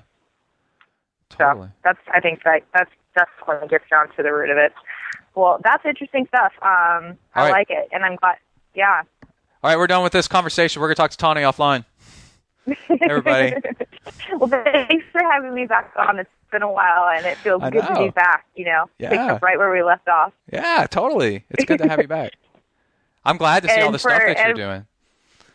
Huh? I'm glad to see all the stuff that you're doing. It looks cool. Yeah, we're keeping it busy for sure. I got a little more help these days, so that's making me opening up my time a little bit to be able to pursue all these awesome podcasts with, total detail, being able to do my research and, really kind of kill it. So I'm having fun, and I don't know when this podcast is coming out. It's the third in our Faster Study series. Will be out or not. Actually, that's coming out tomorrow. So yeah, I'm sure by the time everyone hears this, then whole series will be out there. I take so long to put out shows. I've got 2 other interviews. You do it on another level. Well, I do podcasting if it takes 3 hours to put out a podcast, let's say, right? With all the editing and upload, I'm just guessing. I'll do half an hour a day, Yeah. And I do a part of it, and then, because there's a million little chores to get it done. And I'll do half an hour here, half an hour there, half an hour here, half an hour there. And then finally I have a show. And the whole time I'm getting emails from the person I interviewed. When's my show coming out? I know. That's been a tough thing. I started doing interviews in advance, but then I realized that wasn't really fun, because then you're just having this file sitting around and, I'd rather just kind of, even though it's more work on, probably our end, to just keep it day to day. That's the best way. I don't know. Well, but then you got to interview the person, while you got to strike while the iron's hot, because they may not be available, Yeah, that too. I mean, that's a huge part of it for sure. And timely stuff, if you're looking at big races, when we're in Kona. Oh, yeah, especially, because pros are traveling, and they're they're hard to get a hold of, So you never know what they're doing. Definitely. Cool. All right. Well, thanks, Brett. And we'll definitely need to continue this conversation. Okay. Everybody, hang tight. All right. Cool. Let me stop the recorder. Cool. Here we go. Bang. All right. Thank you so much, Tawnee. Always great to have her on the show. I've told her that the show that we recorded together, the ZenDurance Project ZenDurance that she's working on now, man, we have really good chemistry talking back and forth about, we both really know what we're talking about, and we know ourselves really well, and we both know the sport and endurance really well. So the conversation that we're having is really good about what to do, what to eat, how to train, all the different science about things, and bouncing ideas off of each other. Super cool. So go check it out, Endurance Planet Radio. Okay, let's go ahead and get to, before we do the training log, we have, wait, hold on. All right, I'm back. Sorry. The cat started hawking up a hairball, so I had to run and get him off the carpet and put him on the kitchen floor instead. Oh my God, the life of an age grouper. This is a real podcast about real stuff. Okay, let's see. Let's go back to donations to the show. So you can help support Zen and Yarda Triathlon by donating on the left-hand side by PayPal. And if you donate to the show, you can send in questions all you want, and I will answer them. And I was a certified USAT triathlon coach, and I've been doing the sport for 13 years, and I'm also a gadget nut, so I have tons of experience and tons of knowledge and know lots of people that I can ask questions to and help you out. So here we go. First off, last show, we had a question about how to do heart rate in the pool. And I said I knew that Polar had a watch that would transmit in the water because it uses the older analog frequencies, and the newer digital frequencies are blocked by water. And somebody chimed in, and his name his or her name, is Rahm, RAHM255 on Twitter, wrote in and said, the Polar RCX5 transmits heart rate underwater. So there you go. I'm not crazy. I knew one did that. All right. And we have an email from Peter. Let's see where he's in the UK. So, hello, Brett, old chap. Thanks for letting me know the orange juice is on its way. I don't know. That's Australian, isn't it? Okay. I love the show. Keep up the good work. Everything is great here in the UK. The triathlon season is imminent. Is that good or bad? And I am training for my first half iron distance in August.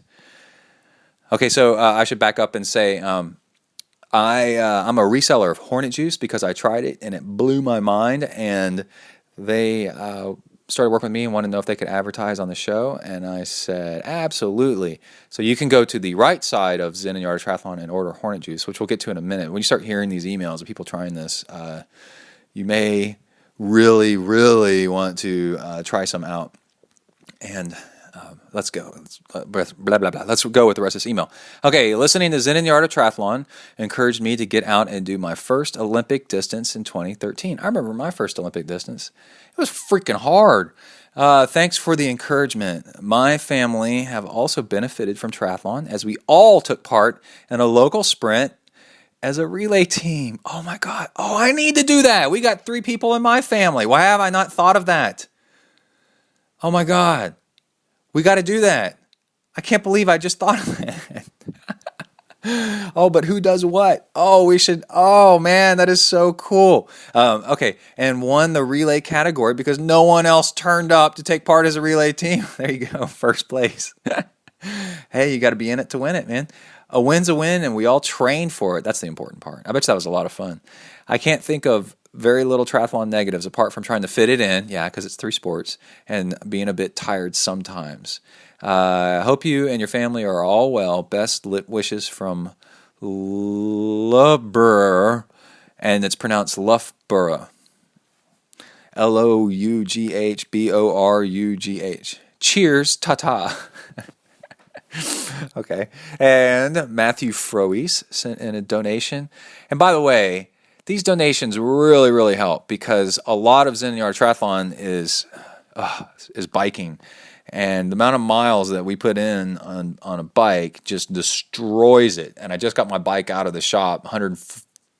It went in with a quote of 140 and came out with the actual price of 170. We're talking about the chain was all stretched out, new pulleys in the rear derailleur because they were just destroyed. And the headset was coming apart from sweat from being on the trainer and all that. So I really appreciate this show. Donors, y'all do a million things, and one thing is to keep the bike alive instead of blowing apart like a keg of dynamite. Okay, M Webb, how's it going? And we got another donation from. Oh, it's from M Webb. Okay.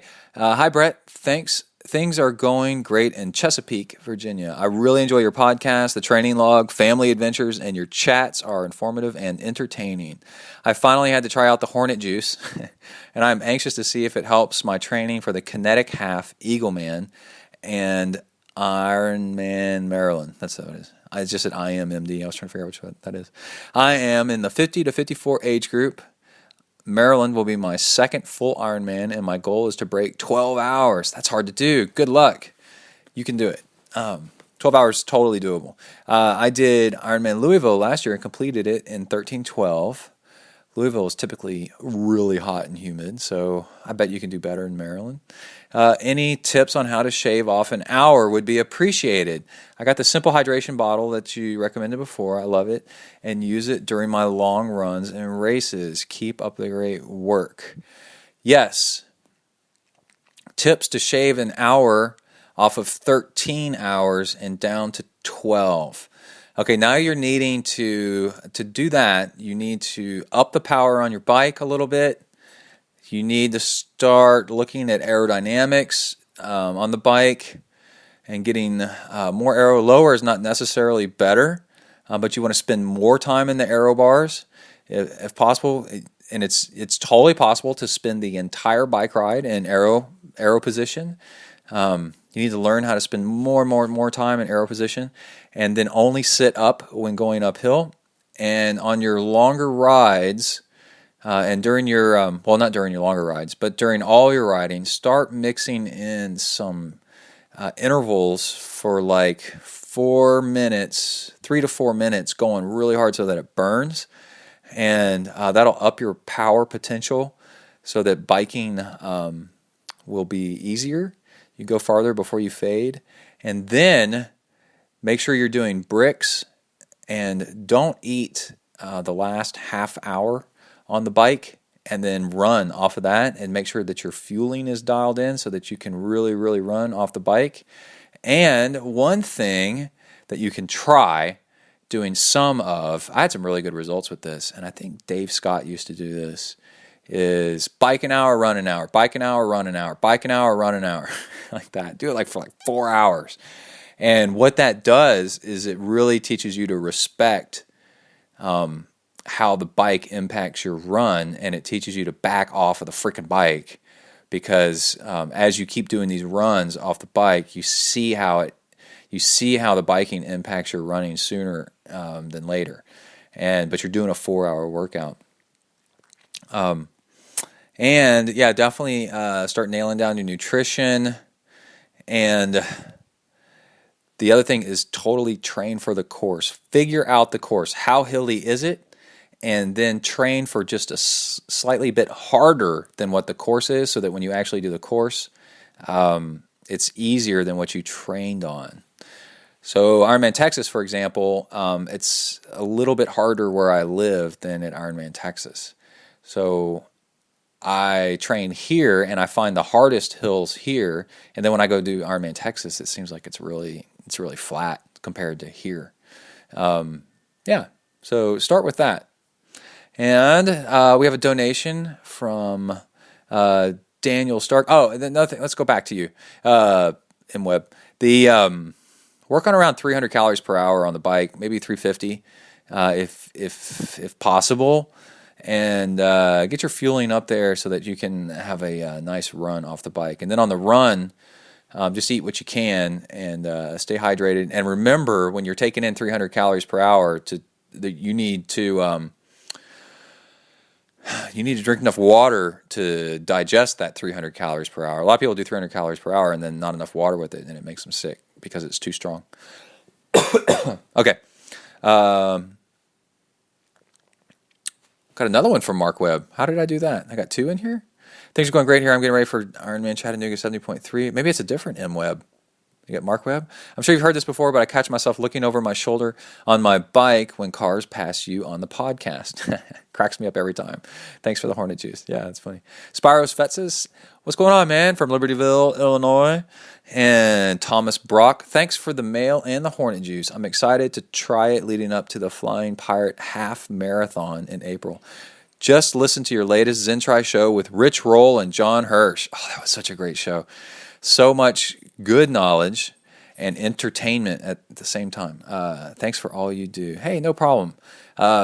Both of those guys are epic athletes, and they're both my really good friends. So talking with them is it's a blast. So go and check out that podcast. It's just the last episode. It's a lot of fun. Longtime donor, Allison Frutos, donated. Becky Torres donated and sent in an email. Thank you so much for the Hornet Juice. The order from January was my first time trying it, and it was amazing! ! I just placed an order for some more. I love listening to your podcast and appreciate your insight, commentary, and advice. I ran my first sprint triathlon in April 2013 on my first son's birthday! I had literally never been on a road bike until 2 months before. Okay, that is the proper use of the word literally right there. I like that. Okay, and had only gone on 3 bike rides before the race, totaling about 90 miles. Despite my lack of preparation, I was hooked on triathlon after that race. Since then, I've run a handful of sprint distance races, but had a baby in April 2014, and C-section. Oh, man. So I felt like I had to start training all over again once I had recovered from surgery. Yeah, I heard those are rough. I am now training for Ironman 70.3 in Boulder this year. Over the past several weeks, I've been working towards increasing my running distance, and with the help of Hornet Juice, last Saturday I ran my first half marathon distance at an 8:49 pace. That's pretty good. I'm an attorney working full-time. My husband and I have a real estate investment business. We have a small farm, and my 2 kids will be 1 and 3 in April. That's cute. Needless to say, I struggle to make the time to train, yeah.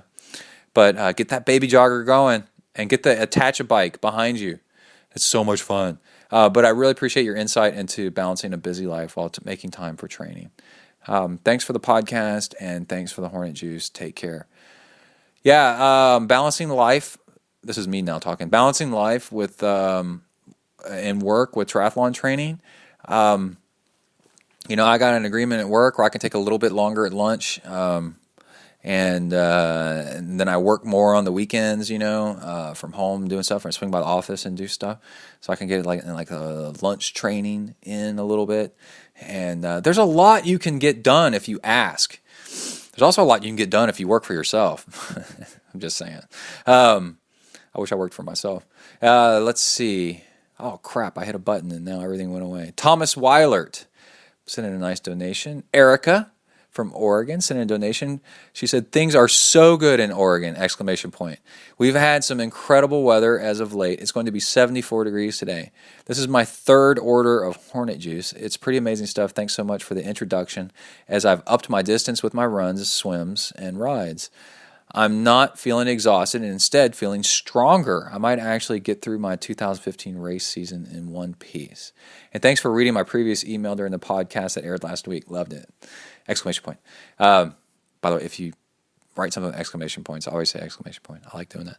John Barnowski. Brett, love the podcast. Figure I've listened to at least 100 episodes over the last 3 years, so I decided to charge myself $1 per. Won't put you in a higher tax bracket, but I wanted to show my sincere appreciation for your hard work and insightful podcast. I have to admit that sometimes when I hear the opening music in your triathlon stud and studettes line, I feel like I'm going to puke because I started listening to you when I was training for my first sprint a few years ago. So I associate the opening credits with standing on the beach waiting to start the swim without somehow puking from my nerves. Also, wanted to say that your interactions with your family are inspiring. I have an active wife and 2 small but very active girls, and it's tough to know if you're pushing too hard, not enough, being too selfish with your time, etc. So to know that someone out there like yourself is getting it done and doing it right, or getting it done right, is a big help. Let me interject here for a second. Yeah, you don't know if you're doing too much, if you're bugging them too much, pushing too hard, not pushing enough, unless you do a little bit of the Zen, and you got to do the Zen, and be mindful and pay attention to them and how they react, body signals, tone of voice, everything. There's a right amount, and the right amount is different for different people. And so if you just go off on your own track and just yell at them to, you need to run more or something like that, that's inappropriate pushing. You ask, are you tired? Do you want to do more? If you want to do, what's holding you back? Do you want to do less? Why do you want to do less? Do you feel like you have enough energy? Do you want to sleep? Do you want to... this has to do with everything, not just... definitely not just triathlon. I mean, that's the tiniest bit of everything. Homework, school play, learning an instrument, stuff like that. Okay. Anyway, I don't have a specific question, but I'm coming down for Galveston 70.3. So can you impart any local knowledge about the race, course, area, etc.? Would love to catch up with you there and say what's up. If I don't see you, best of luck. John, yes, listen to the rest of the show. I go over Galveston in detail, specifically because you asked, and it gave me the idea to do a whole episode on it. Okay, Tyler Moyer, longtime donor. Peter Salzin, and then Carl. Thanks for all you do, Brett. This is Carl talking. I've been a listener for 6+ years. Holy crap, that's a long time. Over recent weeks, you've helped me through some long nights. You're a good companion. Keep the rubber side down. All the best, Carl. P.S. Is the Garmin really worth giving up the Ambit for? Well, that depends. The Ambit is made by Suunto, and Suunto makes hellaciously awesome gear that is super durable. I found that it's a little bit more definitely awesome for ultra running, and it's a little bit more European-centric mindset. And Garmin is definitely tuned more towards the American mindset of how we expect things to perform and be done, and like formats and layouts and I don't know, distances and just menus and things like that. And I thought I'd give the Garmin a try because the 920 XT is like the ultimate triathlon watch, and I thought I would try it and see how it worked out. And it's loaded with all kinds of cool stuff compared to the Ambit. Sometimes I miss the Ambit. I had the Ambit 2. Sometimes I miss the Ambit 2. I do really enjoy the Garmin, so it's pretty much an even swap. I think the Garmin's better for triathlon, perhaps, but it just kind of depends on who you are. So you should definitely look into it and see. You can go to dcrainmaker.com and look at the comparison between the two and kind of see which one is the best for you. And I was swimming this morning, and there was something where I hit a button on the Garmin, and I was like, "Oh, the Ambit used to do that better." But I'm very happy with the Garmin as well. So it's just different stuff. They're all very competitive. It's more of like, how do you want the watch to look? And I know the Suunto has just a radical altimeter in it, altimeter barometer that I believe is way more effective than the Garmin 920 XT, which may have some limited altitude functions in it. So, but I don't live where it's like really mountainous or anything, so that doesn't matter that much.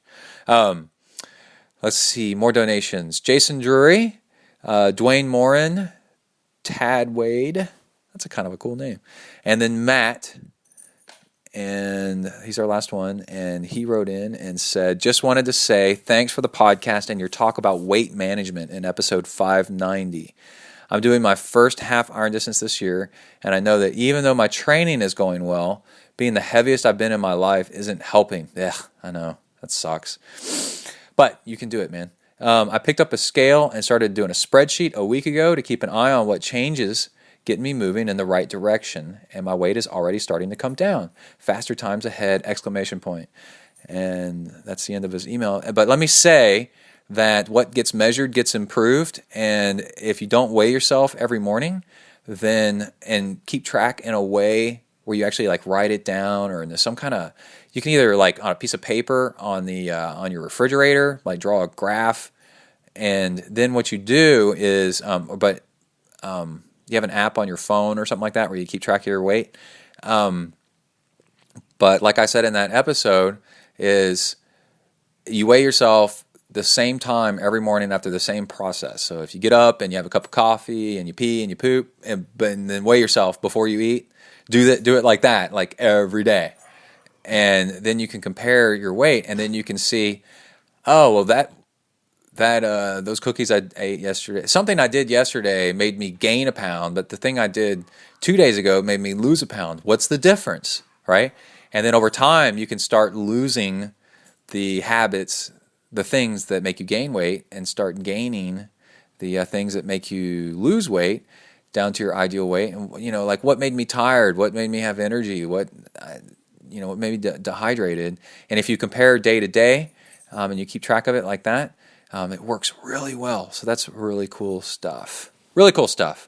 And that's the way to do it. You have to find a way to keep you motivated to weighing yourself every day, and keep track of it. But once you start getting into that habit, it's like magic. It's great. And I read that was the number one thing to have people lose weight, was people that weighed themselves. Don't wait a week. Why would you wait a week? You'd have no idea if something you're doing is working or not. It sounds crazy to me.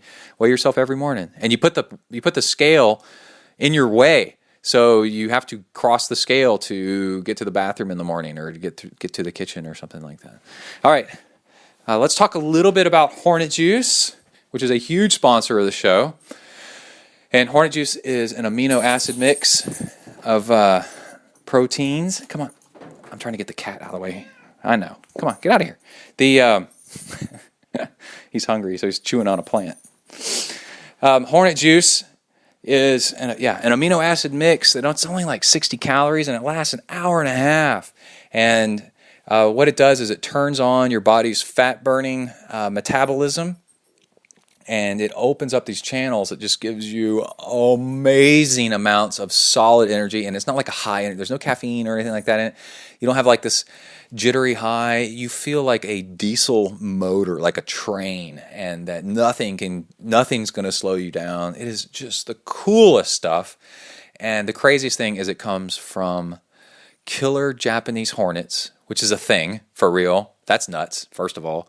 And it comes from the amino acid profile, the mix, the ratio, amino acids in their saliva, because scientists figured out that these bugs are the highest output to weight ratio, that the distance to weight ratio that they've ever seen. And how are they doing it? And basically they're metabolizing fat. And how do they do it? And it's the specific mix of amino acids, the ratios, and that's how it works. In fact, if you take it with other proteins, it won't work because it messes up the ratio of amino acids in it. So when you take it, you're not supposed to eat other protein stuff. It's kind of cool. It's got instructions like to take it so it works the best. And people usually get first buy, they'll do like a 4-pack, and then the next order is like 30. It's like, holy crap, this stuff's awesome. And of course, the more you buy, the cheaper it gets per packet.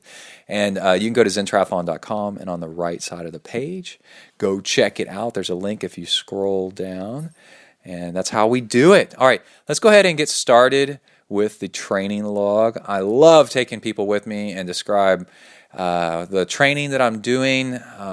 Not everything day in and day out, but just the interesting stuff and the high points and the low points and how stuff works so that you can get some ideas, like all these emails that you heard, of stuff that works so you can do it too. And it's not about me. It's about all of us. I want us all to be out there getting in as much training as you want. And it's tricky. It's a riddle. You got to figure it out, how to balance it, how to not let things bother you, how to get it done. It's just a million obstacles in your way of triathlon training. So it's just loaded with tricks on how to do it. And like I said earlier, I go on for a long while about how to do the Galveston race, where the hills are, because there is 2 hills, tiny. One's a bridge and the other one's a slope. And, why you don't want to get in the water, why you definitely should not get in the water before the swim from the beach. It is dangerous, and I tell you why. Where the roughest pavement in my entire life I've ever seen in a race is in the Galveston race. It's short, but man, you want to know where it is. And everybody talks about the wind in Galveston, so I talk about that. Like, what's really going on with the wind there? What do you have to worry about? Just on and on, all the cool stuff. So let's go ahead and get started with the training log. Here we go. You are entering the ZenTri training log zone. Huneli.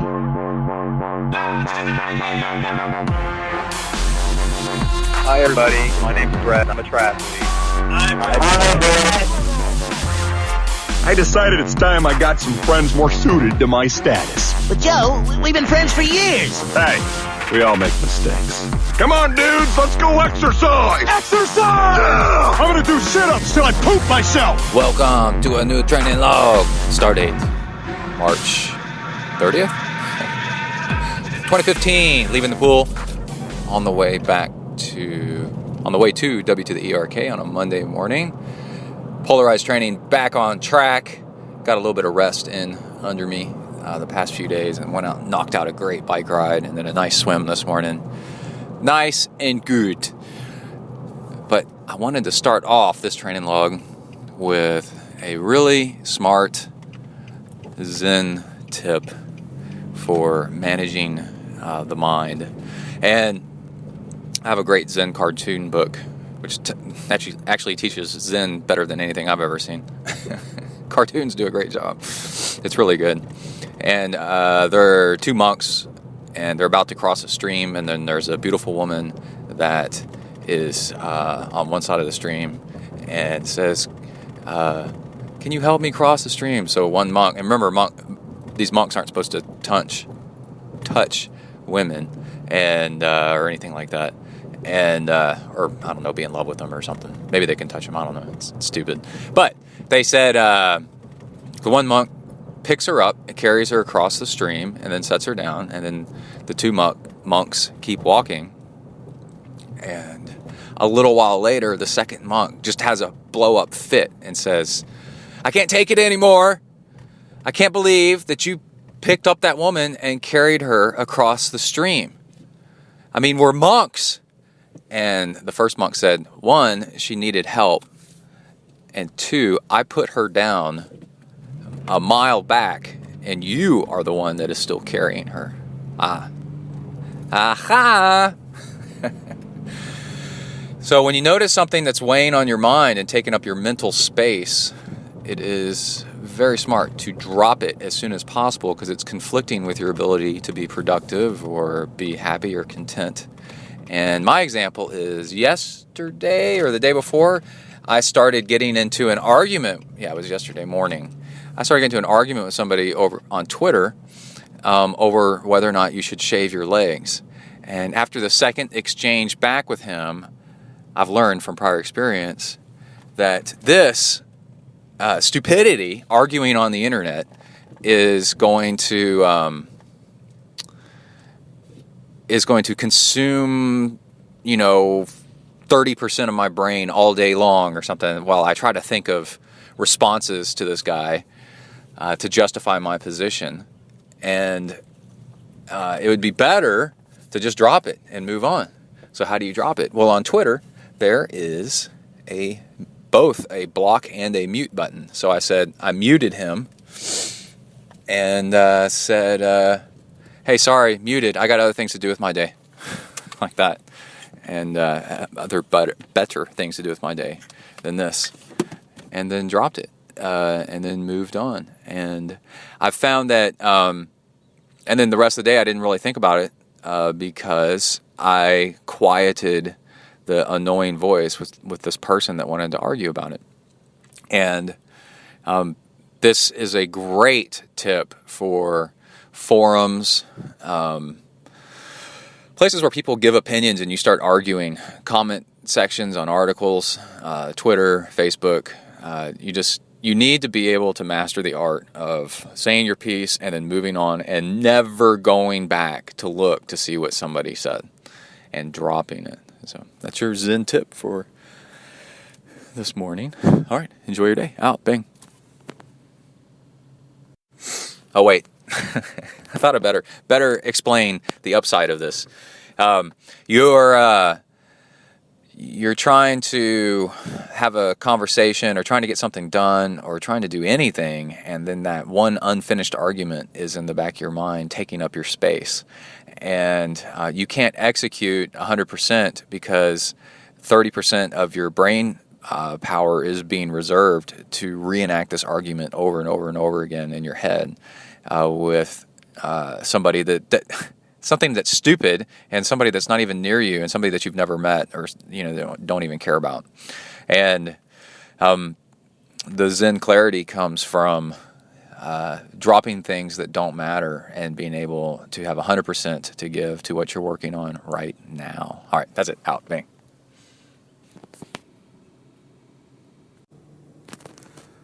All right, leaving the pool.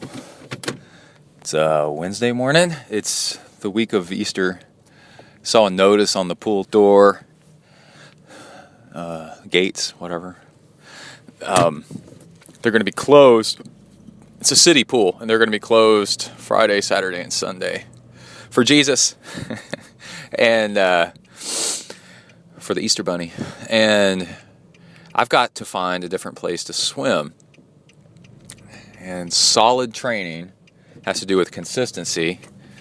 And I got Ironman Texas coming up. Got Galveston just before that, half Ironman. And missing workouts when they don't actually have to be missed is a car in front of me almost hit somebody. That's nice. Listen to the Endurance Planet episode where I give Tawny a happy birthday wish. It's pretty funny. Has to do with driving and talking. I need to clip that out and use it in the show. It'd be great.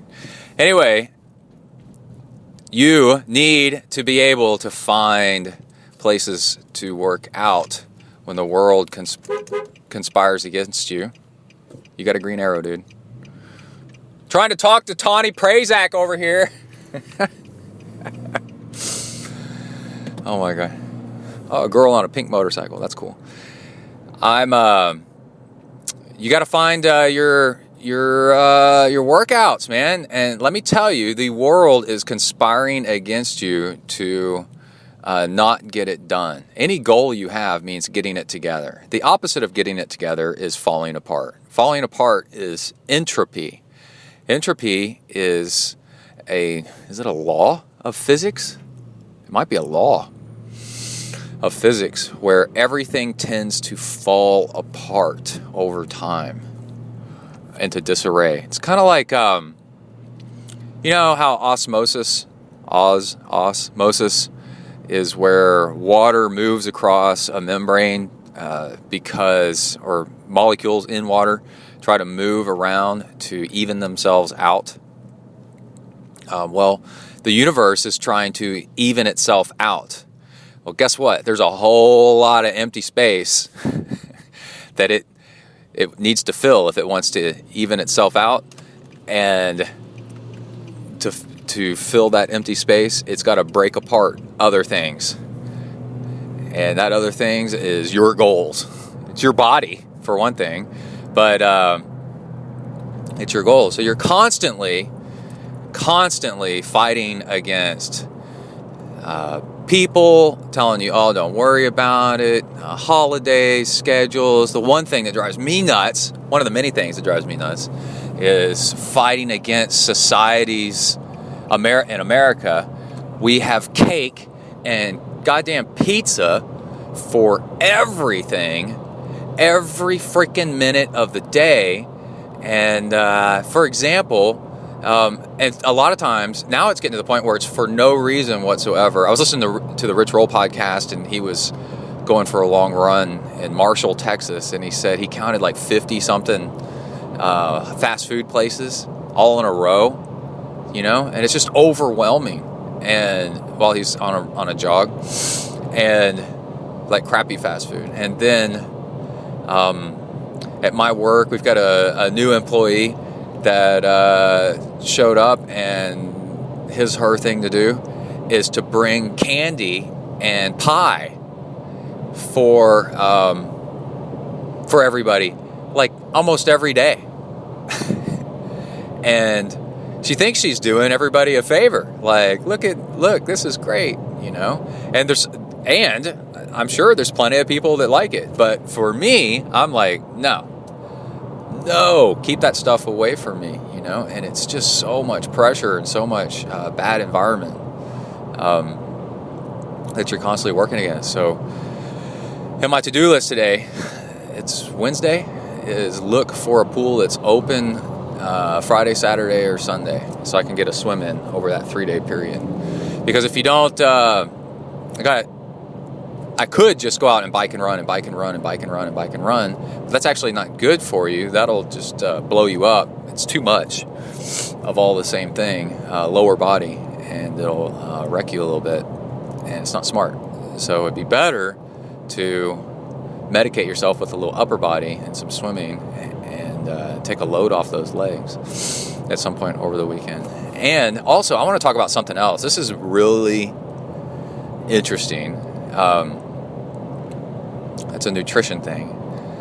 I don't even know how to explain this. As the years have gone on, I've found something more and more weird going on with my body. And I've been, the most annoying one was the having to pee while working out, having to stop and pee while running, and stop and pee while biking. And it doesn't really make sense. You know, I do drink a lot of coffee, but it just seemed like something weird was going on. body's reacting to something, and then and I'm okay now, it's gone. But the other thing is going for a workout, a run, and noticing that I couldn't go 15, 20 minutes jogging relatively easy without having a blood sugar crash. Now, that's not like during the day when I'm just, sitting around, whatever. But for exercising, I was so sugar dependent that I could barely do anything without getting weak, lightheaded, shaky. And so what I started doing was cutting back on the fueling, and then also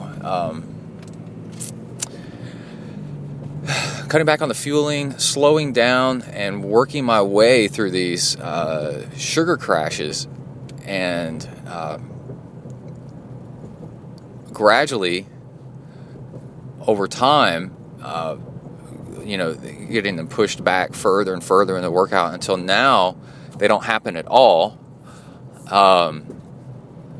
And what's going on, I believe, is a hypoglycemic reaction to the sugar in the carbs, and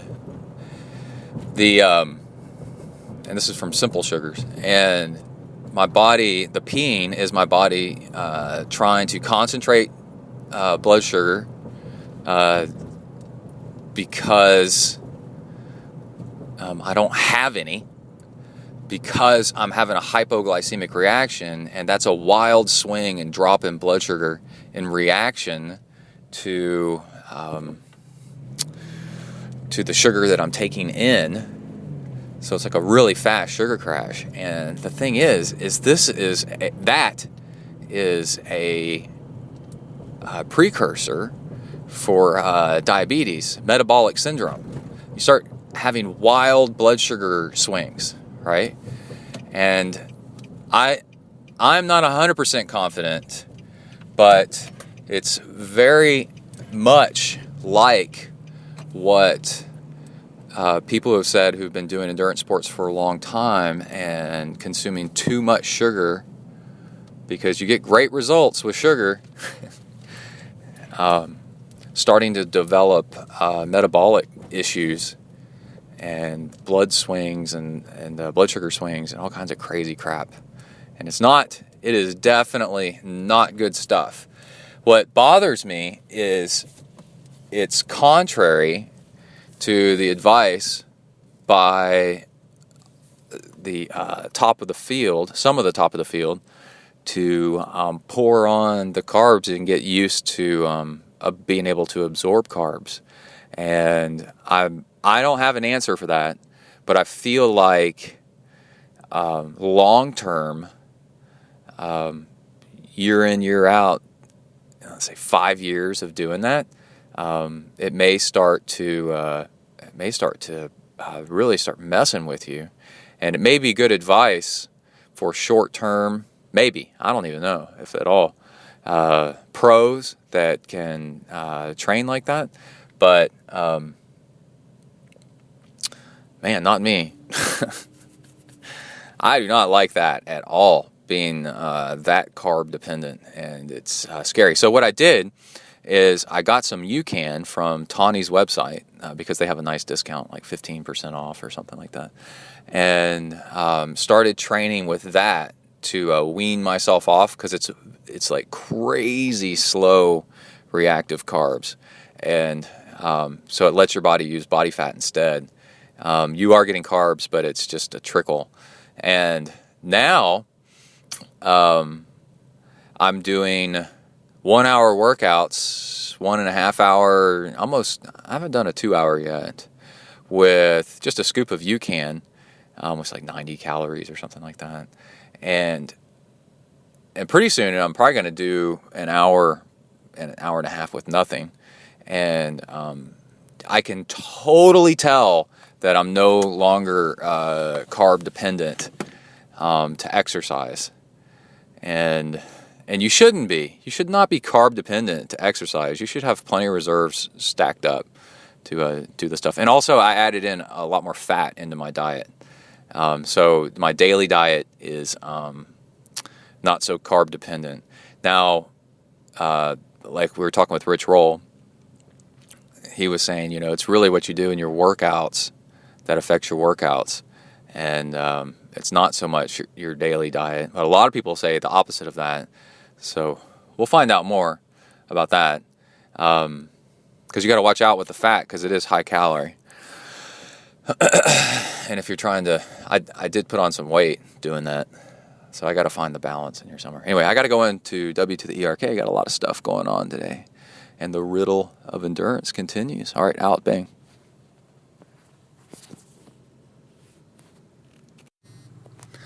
All right, let's go ahead and talk about Galveston. What to do. What the race is like. We're going to do a race preview. I've raced Galveston, 4 or 5 times or something like that. So lots and lots of times. And I've been there when Lance was there, Mr. Armstrong, and I don't know, all kinds of crazy stuff. Every weather condition. Why is my watch beeping? Stop it. Okay. And all the wildflowers are out. That's pretty. The first thing is packet pickup and all that stuff the day before bike drop off. The race is on a Sunday, so Saturday you go and you drop off your bike. It's in this Moody Gardens complex, which is an aquarium and a 3D movie theater and stuff like that. So it's kind of an hotel. It's kind of hard to find where it is, so keep walking kind of north and you'll end up where the big white tent is that you go in, and then there's a vendor area outside of that. I'm just going on previous years, who knows this year. And you that's where I usually pick up any new equipment that I need for the race, like goggles or something like that. Although this year I'm tending to get stuff way ahead of time. And it's pretty laid back. And also, the day before the race, there's lots of restaurants along the seawall. And I would look, Tortugas is nice and fun. And that's on like 61st Street where it hits the seawall. And then there's another Mexican restaurant further down the seawall to the east, northeast, towards Louisiana. And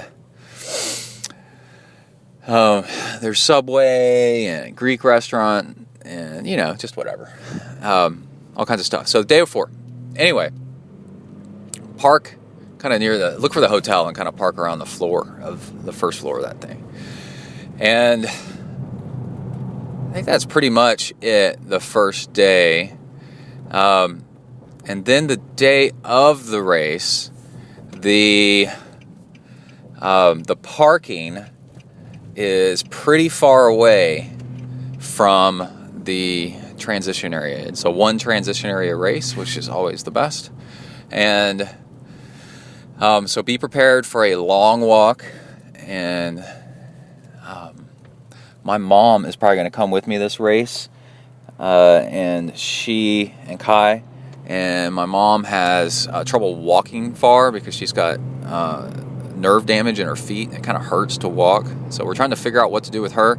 She's got a handicap parking tag that we can put in my car if we want. But the what is going on here? Oh man, I try to be early to work and I get stuck in a traffic jam all over again. And but where is the handicap parking? I don't know. But anyway, so you go to the transition area. Your bike should be there from the day before. And somebody was asking, can you switch out wheels and stuff like that the morning of? Oh yeah, totally. The transition area is nice and well lit. No problems there. I bring a headlamp anyway, so that way you can work with your hands and see what you're doing at the same time. In case you have to pump up your tires and get it to the right PSI and all that. Then The race is in waves, age group waves, and it's a popular race, so there's a long time between when the pros start at the ass crack of dawn, and the start for the swim is half a mile walk from the transition area, something like that. And so you need to walk all the way over there. It's pretty much always been a wetsuit swim. But it's not like terribly cold, and it's in a bayou, so it's on the mainland. It's on an island. Galveston Island is where the race is, but the swim is on the bay side of the island, sorta, and the not on the ocean side. And so it'll be calm-ish, but it is the Gulf of Mexico, so the Gulf only gets really cold like in December and January. I've been surfing there and it's been like 55 degrees, which is cold. That's cold enough when your head goes underwater, you get an ice cream headache, the shock. But this water will be like, I don't know, like 65, 70 or something like that. Anyway, a trick that I found out is while you're waiting, go to the hotel, the Moody Gardens Hotel, and go around through the lobby and walk around, and you can find that there's kind of like a Starbucks with junk food and whatever you want, kind of in there, and you can get some food if you want, but bring food with you.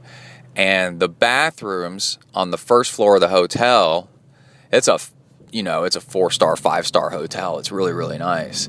The bathrooms are fantastic.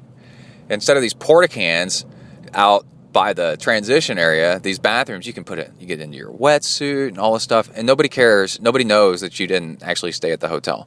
So you can walk around the first floor of the hotel and get your act together, put on your wetsuit, eat a snack, go to the bathroom in these like marble slab, beautiful bathrooms with just chrome sinks and all that stuff. And you're like, man, those people out using the porta cans are suckers. And it's wonderful. Air conditioned. Let's say it's cold or whatever outside or raining. You can go in there. And that's actually really, really nice. Okay, then as your race starts coming along, there's you need to start walking to where the swim start is.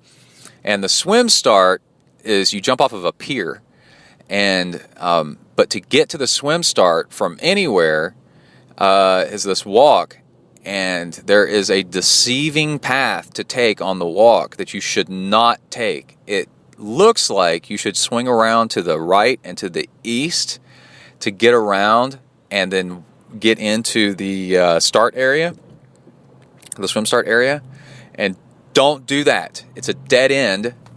Even though it looks like it shouldn't be, it's a dead end, and you're going to spend another 5 minutes or so, maybe 10 minutes, walking back to where you should be. And then you'd have to push through crowds to get to your swim start, to your wave. So don't do that. When you walk to the swim area, go to the shoreline as straight as you can, and then walk east, the shoreline of the bayou. I'm going to let this guy go. Come on. Merge, dude. Thank you. The shoreline on the bay side of the island. Go up to there and then walk east, and that'll take you to the swim start area appropriately.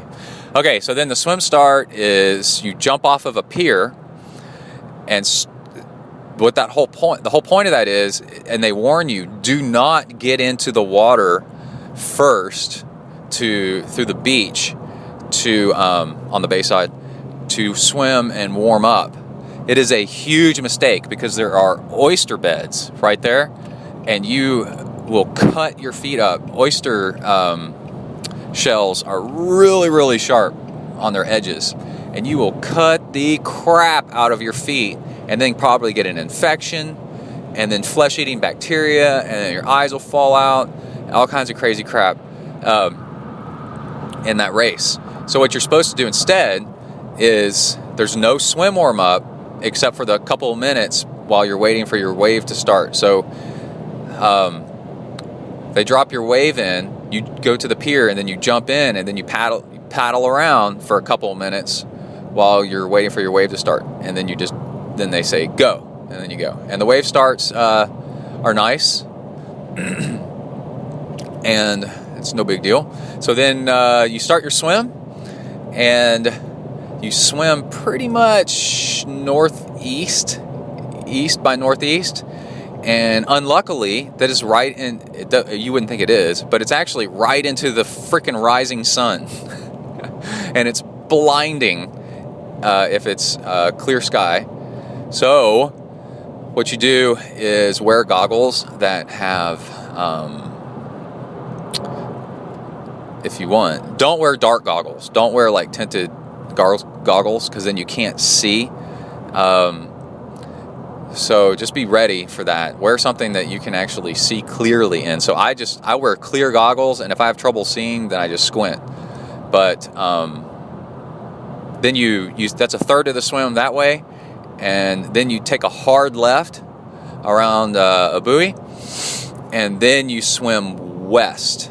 And depending on the winds and all that stuff, that's where usually you start to pick up some waves, and they're rollers. And then you swim about a third of the swim that way, and then you take another hard left, so it's almost a triangle.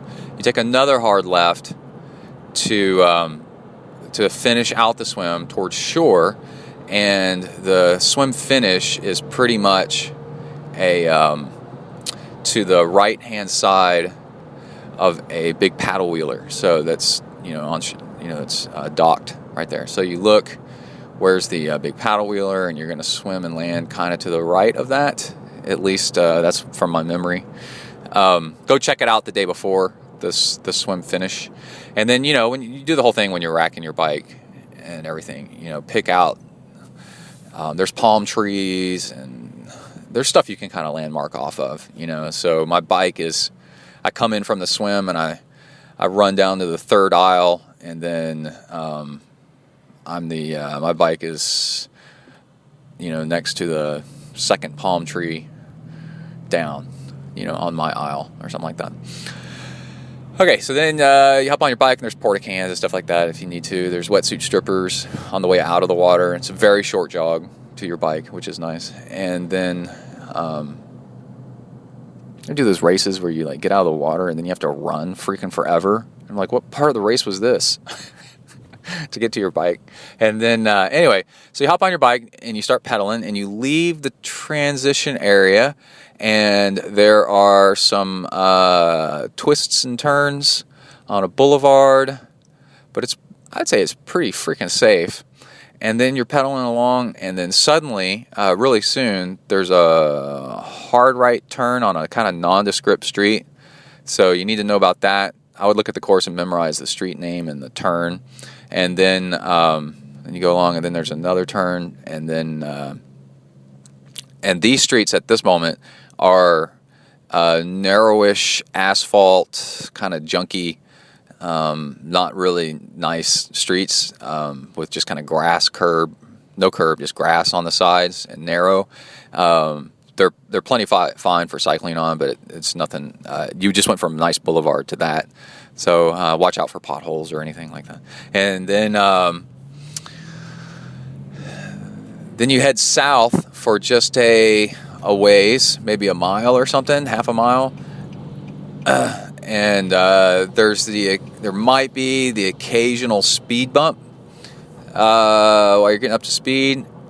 And then you hit the seawall. And the seawall was built 115 years ago. One of the greatest storms in American history that killed the most people was the Great Hurricane of 1900, and it completely devastated the entire island, and the island never fully recovered from it. And in response, they built a seawall and lifted the island, most buildings on the island, by a few feet, quite a few feet, 10 feet, something like that. So when you're riding on this road, you can tell you're about to get up on the seawall because there's a short little hill, right? So what I do is I pedal along, and I've got plenty of speed, and then because you're going to take a hard right when you get up on this hill, because it's a seawall. If you went straight, you go right into the ocean. Then you're going to take a hard right. So you just coast up the hill, because that'll slow you down enough to take the turn to the right. And then once you take that right-hand turn, now you're on the seawall boulevard place, and you're going to be riding for a long time like this. So you settle in and get ready for what I'll describe here in a minute, which is a mind-numbing and a real test of your endurance. Super flat ride, because what's bad about it is you have no brake. There's no coasting downhill because it is flat, and that tends to wear people out. So we'll talk about that more in a second. I got to go into W to the ERK. Out, bang. All right, I'm back. Let's talk about Galveston bike ride. Whoa, holy crap, there's a car in the lane next to me.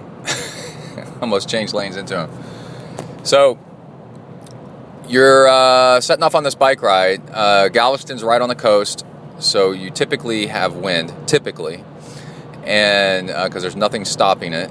And the Texas coastline is Corpus Christi, further down the coast, is the windiest place in the continental United States. The only place windier would be Hawaii. That's owned by the U.S., I guess, whatever you want to call it. Populated territory. And let's see, I need to change lanes here. So wind is a significant factor. And the race I did a couple of years ago, or last year, we had a front come through. So we had strong wind one direction, and then all of a sudden it flipped and turned the other direction, which made things really interesting. Okay, if you ride your bike anywhere where you're used to even the slightest rolling hills whatsoever, this race is going to be a challenge for you, because people find it very difficult. People like that, people that ride where there's hills or mountains or something, find it very difficult to sustain an easy power for 2.5 hours or more. 2 hours, 2 to 3 to 4, whatever, however long it's going to take you. You got to be even, and it wears you out, because what you're doing is, well, one thing, it's the exact same cadence the entire time, and that'll wear you out because there's no variability to give yourself a break. So you may find switching gears a little bit, kind of here and there for fun, and self-inducing some coasting every once in a while might actually help you out if you're going to have trouble with this. And there's a section on my one of my routes that I ride that actually I like to avoid, and it's dead flat for, I don't know, 10 miles or something like that. And I almost always blow up after riding that because I've gone too hard. I think what's happening is you have a perception issue that because it's flat, you're used to going a certain level of effort because you don't know it, but you're used to getting little breaks when you coast downhill or when you pedal easier downhill. And then when it's flat, you get tricked into putting out that hard effort, but then you never get a break. And then you end up cooking yourself.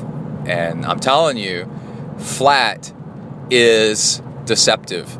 It can really, really wear you out. So what you can do is ride 56 miles on your trainer without stopping and see what that feels like, and then try to run after that. And like, holy crap, man, it is really something else. Then what's the other thing? I guess we'll talk about the course the concrete course itself. There's a nice shoulder on the right side of the road, and you ride along, and then you go over.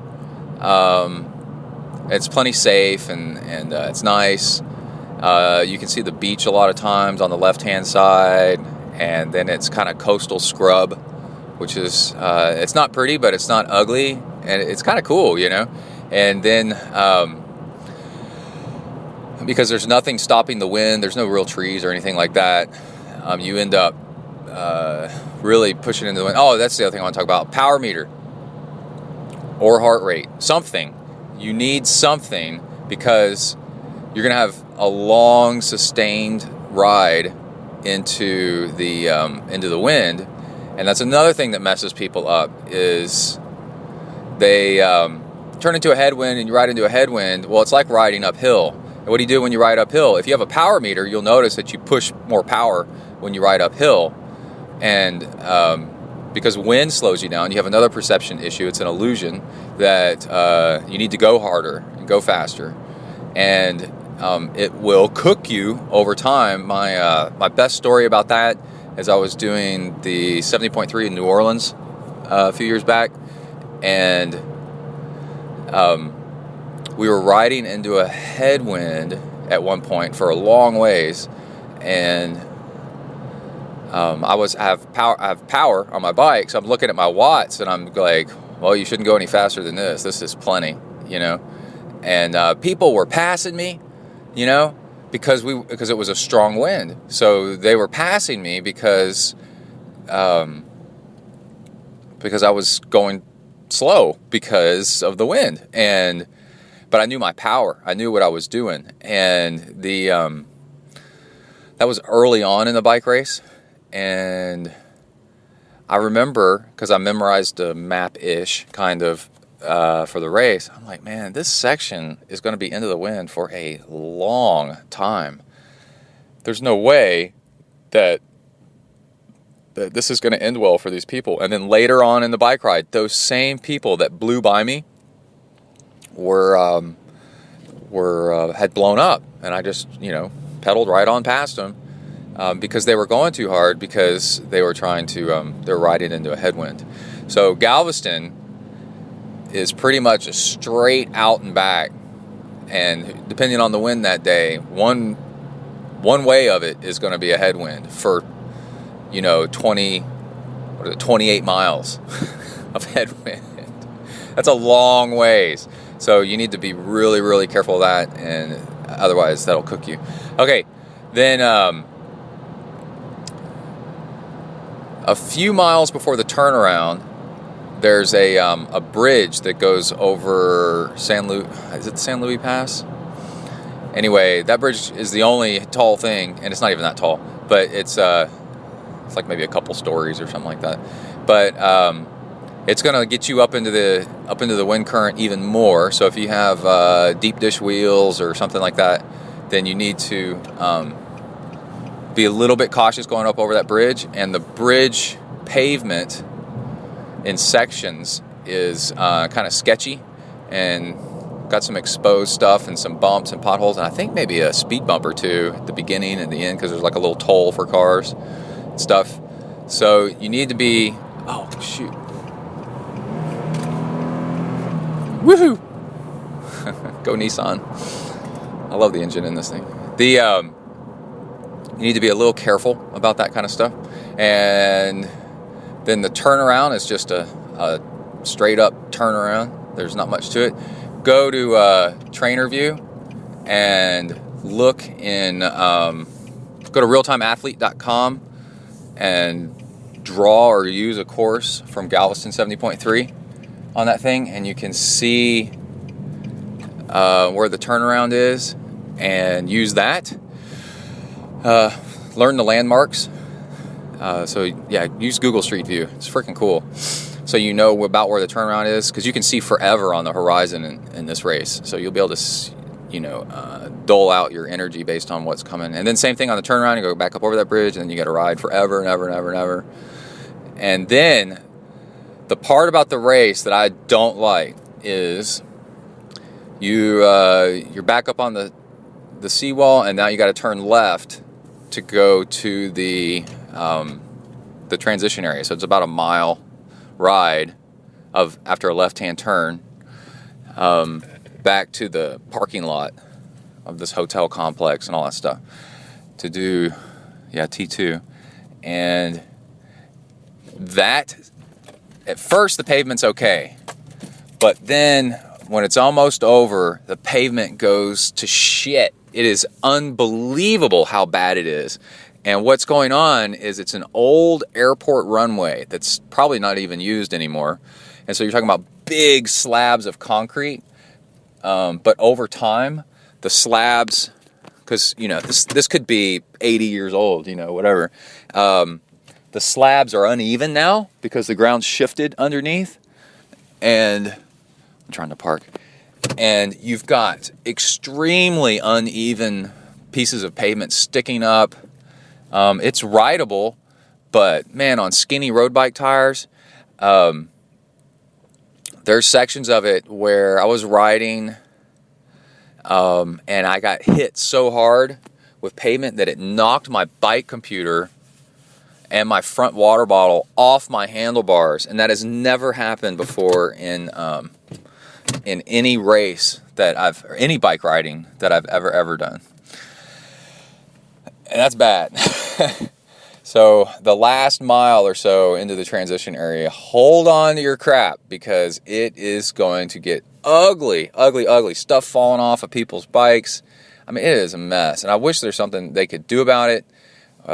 Paint the pavement with arrows, like go this way, to get around this stuff. But then anyway, you roll into T2, which is the same place as T1. And then you start your run. And I got to go swim right now. So we'll cover more of that in a second. Out, bing. All right, the audio quality is going to suck here for about 2 minutes while I do this. Excuse me while I whip this out. I'm putting the swim gear on the roof of my car, which is a little pro tip. Keep your swim gear in your car and you will always have your swim stuff. And you can swim whenever you need to. The big question is, it's wet, so how do you keep it from getting all funkadelic in your car? And that's why you either get a pickup truck and you keep it in the back of your car, or I got an Xterra and I put it in the little cargo roof box that's ventilated on the top, and by the time I swim again in a couple of days, it's dry, which is really smart. Freaking love it. You don't have to have the four-wheel drive Xterra to get the cargo box. You can, there it goes. You get the two-wheel drive and get the cargo box added aftermarket, like I did. Okay, 1 hour and 1 minute swim, doing warm-up and then intervals. Intervals anywhere from 2 to 3 minutes to 8 minutes long. The first one's always shorter because it's harder to get going, and the last one seems to be the longest. 5 intervals. It's just like this is polarized training. This is just like lifting weights, and you go until it starts to burn, and then you keep the burn and try to sustain it for a few minutes to quite a few minutes until you start to fade, and then you stop because then you're done, and then you pause and rest for a little bit and go easy and then go hard again. And let's have an Amrita bar. Discount code ZEN.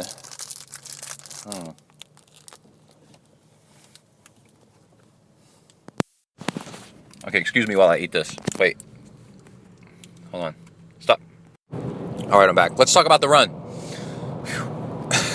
Well, let's talk about Amrita bars. Amrita bars are awesome. They're super, super healthy and super clean and nice and made out of real food. The ingredient list is really short and understandable because it's nice, good, healthy food. I eat them all the time. And what's the coolest thing is you being able to eat something and then not be like, what the hell's in this? And Amrita bars are nothing but pure good stuff. And let's say an Amrita bar, it's about 200 calories maybe. Dates and seeds, pretty much. Let me see how many calories it is. 235 calories from fat, 63, and all that's in it is fruit and seeds, and a little bit of fiber, so it fills you up. Slow acting, nice, a mix of fast and slow acting, because the dates in it got a lot of energy in them, and a lot of people use them for cycling, because you can just eat one after the other, like one an hour, and keep cruising and have a really nice ride. And then, like I said, the coolest thing is that your mind is totally clear of worry about what the heck you're eating. It's nice. So you can go to AmritaHealthFoods.com. Just Google Amrita, Amrita, and they are a huge sponsor of the show. Majorly cool people over there, and with the discount code, I believe it's ZEN, all caps, ZEN, you can get 15% off of an order of Amrita bars. So go check them out. Okay, the run. You come into T2, there's porta cans in T2. If you want to get a nice clean run time, then use the porta cans in T2 before you hit the run. And then, but don't worry, there's porta cans on the run, plenty. And the run is pretty much a looping course with it's 3 loops, but it's got some out and backs on it, which is fun because you get to see your competition a lot as you're doing this race. And it goes through the grounds of this hotel, bizarre pyramid, glass and hibiscus flower kind of craziness that's going on, and it's really cool. I really like it, and lots and lots of crowds, and it's truly like a festival kind of run. Aid stations, like you're going through the same aid station both ways on either side. There's plenty of room. It is truly an amazing run. It is super cool. Dead flat, except for there's one part that has a little bit of a rise on it for like 50 feet. And it's not even steep. And it's not even much. But let me tell you, by the 3rd lap, you're like, oh no, here we go again. So plan for that. And then there's another thing in your training you might want to do is practice a few sharp turns. I've heard one time a couple years ago a pro saying he didn't get the fastest time. He didn't get a PR on his or his fastest time that he thought he could on the race because there was a lot of sharp turns and U-turns, and that's what's cool is knowing this. Now you can go train for it in practice. When you go out for a run, do some out and backs where you turn around as fast as you can. Like you go down a street, and when the street dead ends, turn around as fast as you can and run the other way, and get that turning in your hips and your ankles and the slow down and the re-acceleration, right in the middle of a workout. Because it happens quite a bit on this race. Not too much, but just quite a bit. And what I do for pacing is the first lap is I kind of feel my legs out. It takes about a lap. And the laps are about 4 miles long for you to totally get your legs back under you, and a little bit less than a lap. And then you're like, okay, and then the second lap you push it. The first lap you're going faster than you think you are, because there's an optical illusion again, because you just came off the bike. When you start running, you feel like you're going like really, really slow because you were just doing like 20 miles an hour. So getting off the bike and then starting to run, you're actually going faster than you think you are. You just can't tell. So just run and let your legs come back under you, and don't push it too much because you're going faster than you think you are. And then second lap, push the pace quite a bit. And then on the third lap, you got about 4 miles and push it hard. You can do anything for 4 miles.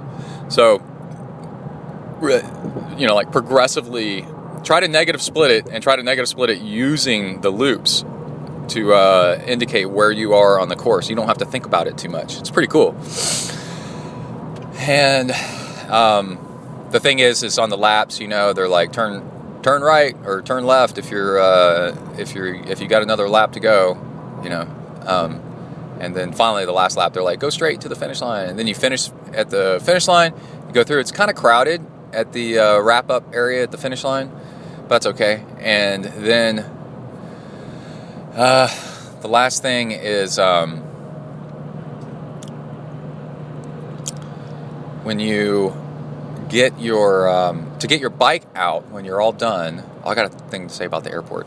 To get your bike out when you're all done, there's a long line to check out to get out of there, and try to get in there in that line as soon as you can and to get out, because if you got to go places, because you may be frustrated with how long it takes to get your bike out. It's not terrible, but it's not ideal.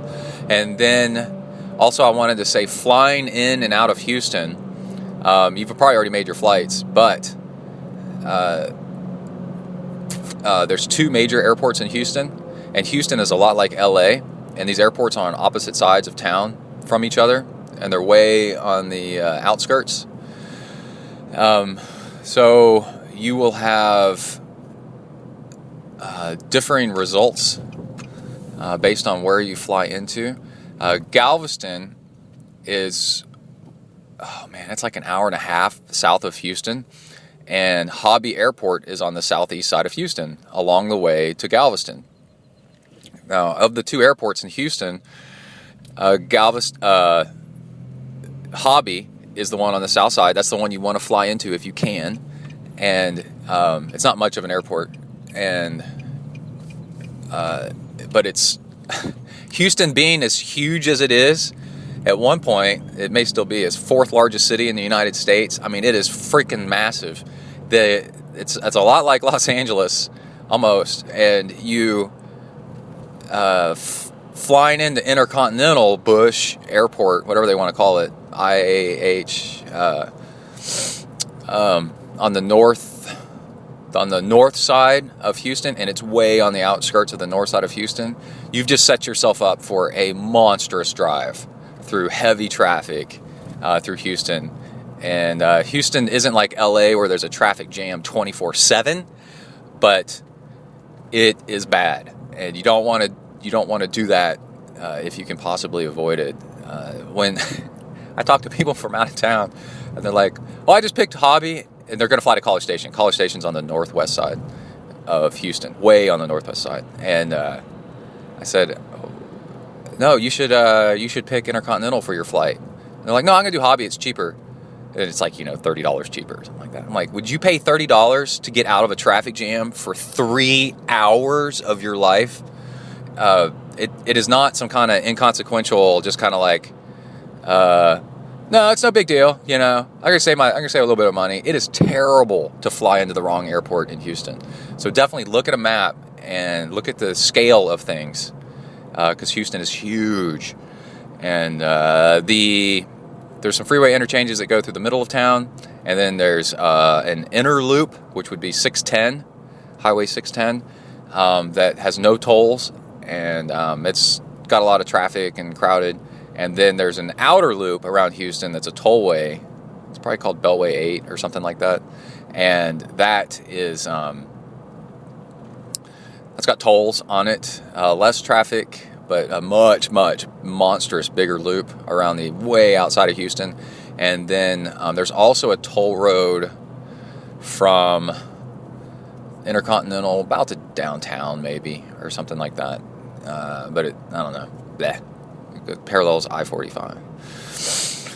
Okay, so then the last thing about the run, the bike ride, you probably won't notice it all that much. It'll be humid in Galveston. It's unbelievable how humid it is. And then, unless you get really, really, really lucky and you get a north cold wind from a front, but that's really rare. And especially that time of year. And then the bike, you probably won't notice the heat too much, but by the time you hit the run, it's going to start heating up, and it's all this pavement, concrete, and humidity, and really no tree canopy to speak of. It's green and pretty, but it's not tree canopy like woods or anything like that.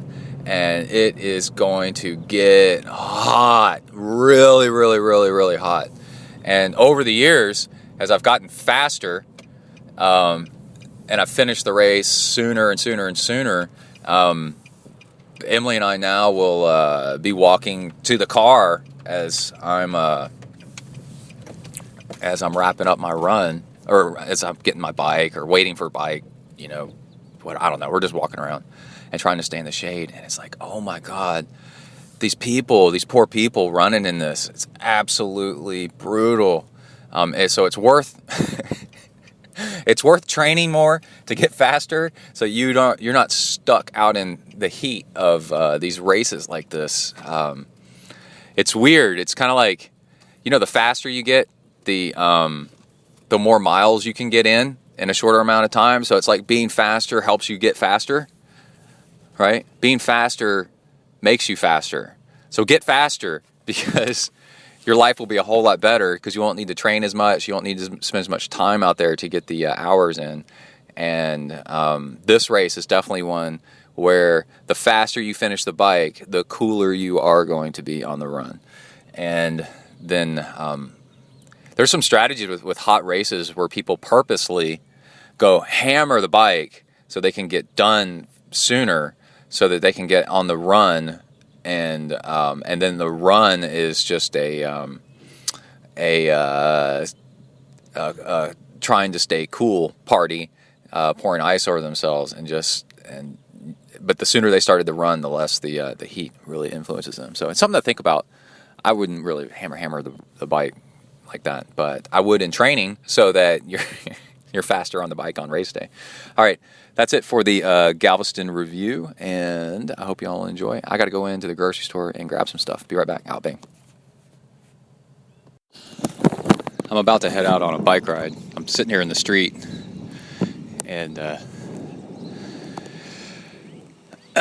little bit of an issue. I've gotten into the habit. I learned this years ago. Check your tires for glass and stuff like that before you head out on the ride.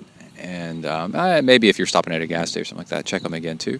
It actually takes many miles for a piece of glass to start working its way through your tire and then eventually cause a flat. And if you check your tires before every ride, quite frequently you will find a piece of glass stuck in your tire. I guess you could do it after every ride too, but definitely before every ride. And I just pulled a piece of glass out of my tire. So what I do is I keep in my bento box behind my stem a mini tool which has pliers, because I've actually found that, I mean, like they make micro versions of this. Pliers actually come in handy a lot. Pliers, and then some, you know, it's got like a blade, and then the tip of that blade is actually really useful, like a little pocket knife to dig stuff out. So it's really, really, really cool. And I just dug out a piece of glass. So anyway, about to head out on a ride. Let's see if the live tracking on the Garmin works. Out, bang. All right. I'm jogging. Ooh, it's pretty. I'm on a country road. There's a freeway way back behind me. I'm getting to where it's like super green. It's perfect temperatures outside. It's a little humid. And I'm out on a longer run. We'll kind of see how long it goes. Up to 2 hours today. Maybe longer, I don't know. I made a 4-hour fuel bottle and put half of it into my little running flask. So I'll do 2 hours and then think about it. And I did a 3-hour ride. Well, I did a 1-hour swim yesterday, which you heard, and then I did a 3-hour ride and had something really interesting happen. I had pretty much a PR for a 3-hour training ride.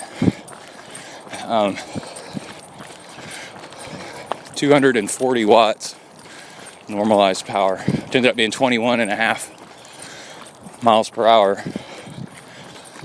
You know, kind of breezy, rolling hills, stuff like that. And I noticed something really cool, where I always have a problem with absorbing my fuel. I start getting sick. And I'm starting to learn that I'm just going a little bit too hard. And that's really hard to deal with. Because if you don't go hard, you're not going fast. It's breezy. It's nice outside. But if I convert the effort a little bit into a little bit less aerobic and a little bit more firm on the pedals, maybe slow down the cadence just a tad and just back off the effort. If you push, it doesn't drive your heart rate up the same as if you spin hard, fast, whatever.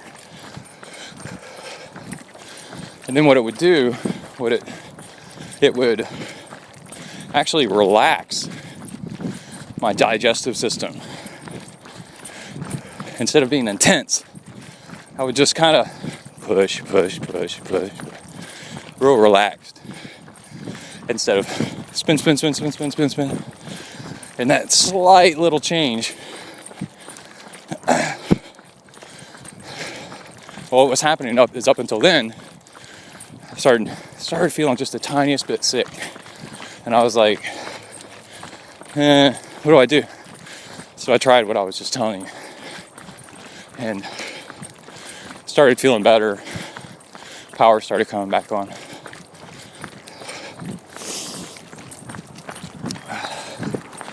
You're only in your own body, so you have to go by what you feel. And teach yourself what works. And really pay attention.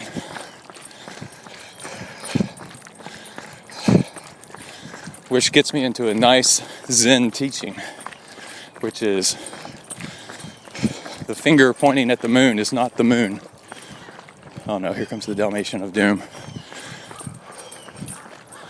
Cody, come on. Kona, come on. That was my old dog. You're my beautiful new dog, come on. Quit eyeballing him. Giving him the ugly eye. So,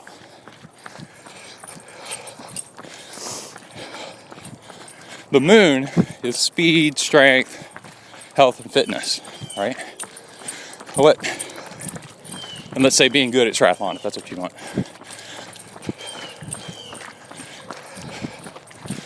Well, what happens is it's really easy to get sidetracked by what other people have packaged up and are selling to you as the way.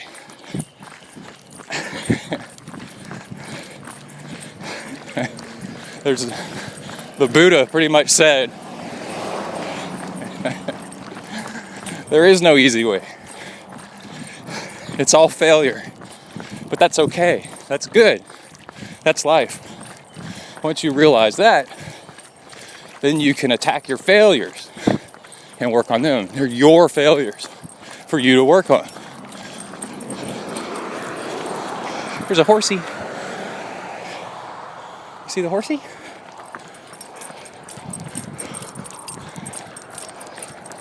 So with your failures, you iterate. What works for you? What doesn't? How do you change things up? You keep working. We got some wind. Hold on, I'll be right back. Get out of the wind. All right, I'm back. I think this is the right one.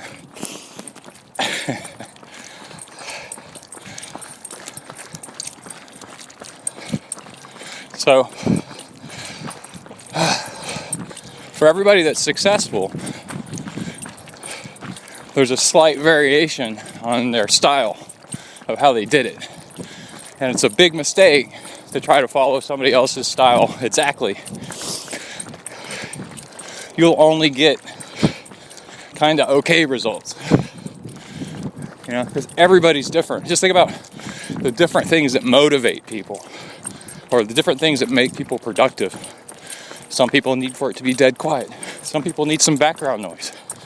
Some people need nature. Some people need the city, you know?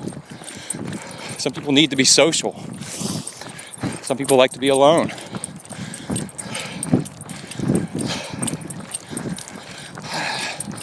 So just like that, there's all different kinds of training solutions is the way you ought to look at it. And you piecemeal together a solution that works for you. And you have to know that it's not going to work all the time. Because every day you wake up, you're a little different. You can look for patterns and then apply the best solution for you at the moment based on you and also what's coming up. And also, a lot of it has to do with your schedule, your lifestyle, your commitments, your age, body weight, what foods work for you, body type, and what motivates you. I gotta hop off the mic here for a second. Got some people. I don't like podcasting. A whole bunch of other people are being looked at. Talking to myself. All right, we're back.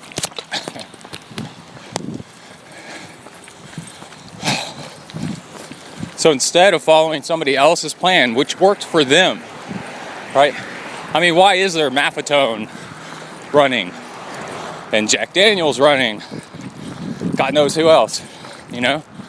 All these different running styles. Prefontaine took off fast from the start.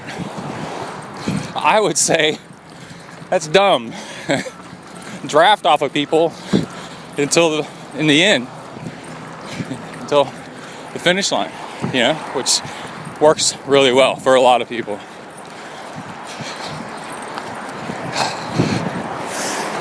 But you got to train and do things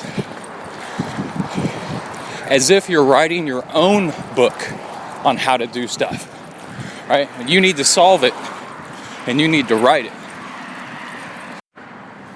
All right, sorry. Had an issue with the recorder there. And you could write a book about the medium carb, polarized training during the week, long, easy workouts during the weekend athlete, and holding down a day job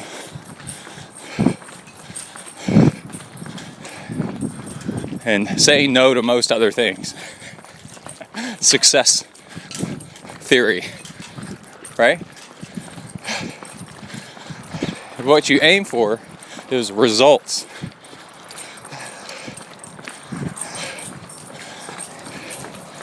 And then you put together what works for you. That's how you train.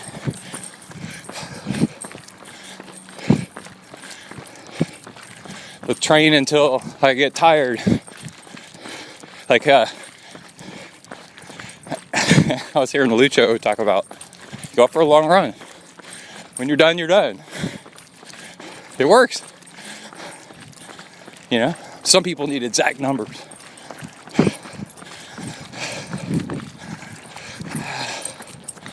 I was coaching somebody for a long run the other day, and I said, there's this fear of the marathon. Never run a marathon before. They do all this build-up training for it. And he's a good runner. Runs the half marathon in an Ironman, right? Dude's got durability. And I said, you need to work on this fear of the marathon. The longer you train for it, the bigger it's going to get. Just go out and run one on your own this weekend. And he said, oh, I don't know, you know, that's a little crazy. What if we build up to it? And so I'm thinking, no, but he doesn't know what I know. He does now, is that he can do it. So I said, how about you go run, what did we settle on? Like 18 miles or 20 miles or something like that. And run it really, really easy. And then if you feel like it, keep going. And he did. And guess what? He was fine. But see, what he needed to work on was overcoming the fear of a certain distance and not knowing that he could do it. That's a really cool story of success right there. Oh, we got a minivan coming around the bend. Let me get out of the way here. Come on, come on.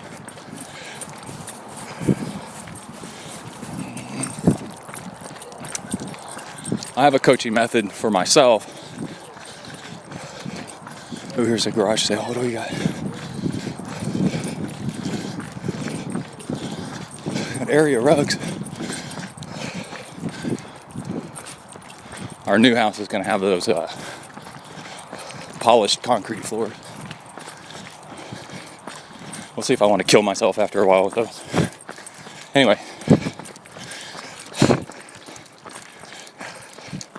What I like to do is sign up for something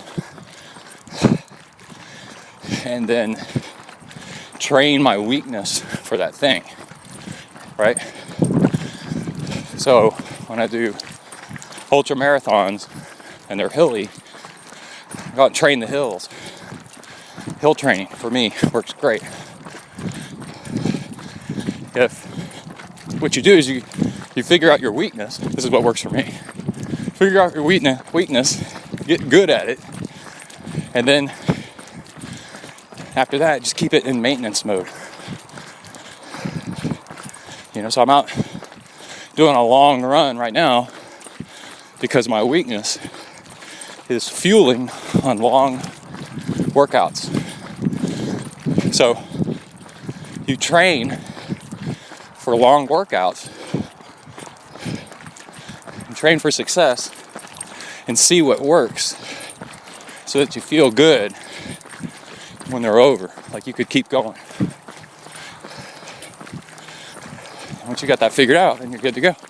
And then you remember what worked, make notes on it, try to stick with it. And the craziest thing in triathlon is that once somebody's good at a sport, they only need to do enough to maintain it. You see this with the swimming. People that swam competitively,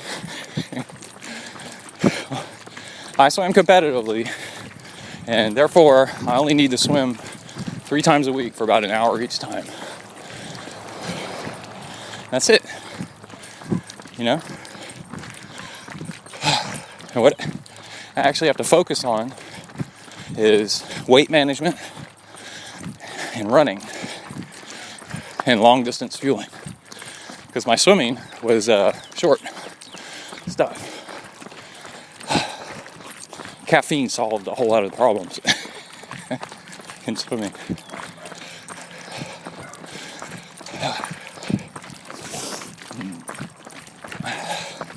So what I'm cautioning against, what I'm saying is, stay true to yourself. Always remember that. Bring it back to your center of what works for you. And be careful of the fad stuff. And remember, everything has something that works. And then you take the pieces and assemble stuff that works for you at this time. Everything's pretty much been figured out. Out there. There's the doggies. But everybody's different, and every problem is different. You gotta be like a carpenter and pick the right tool for the job. Alright, that's it. More later, out bang. Alright, we are back, wrapping up the week. Let's do this. Leaving the pool Monday morning, listening to the Harland Weigh-ins podcast. It's pretty funny. It's a good way to get going on the day. All right, I got a couple of training tips for you. and then a really special, cool surprise. And let's see, last night I went running, and it was after dinner, and I was feeling pretty good, except my stomach was hurting, and it wasn't absorbing, so it was like kind of sloshing some water a little bit, stuff like that.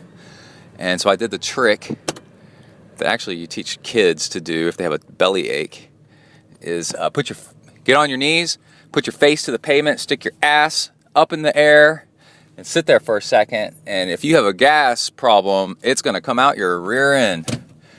And so I let out this huge fart. I was about 40 minutes into a run. It had been bothering me for the past 20. And then stood back up and started running, and then was feeling freaking great after that. And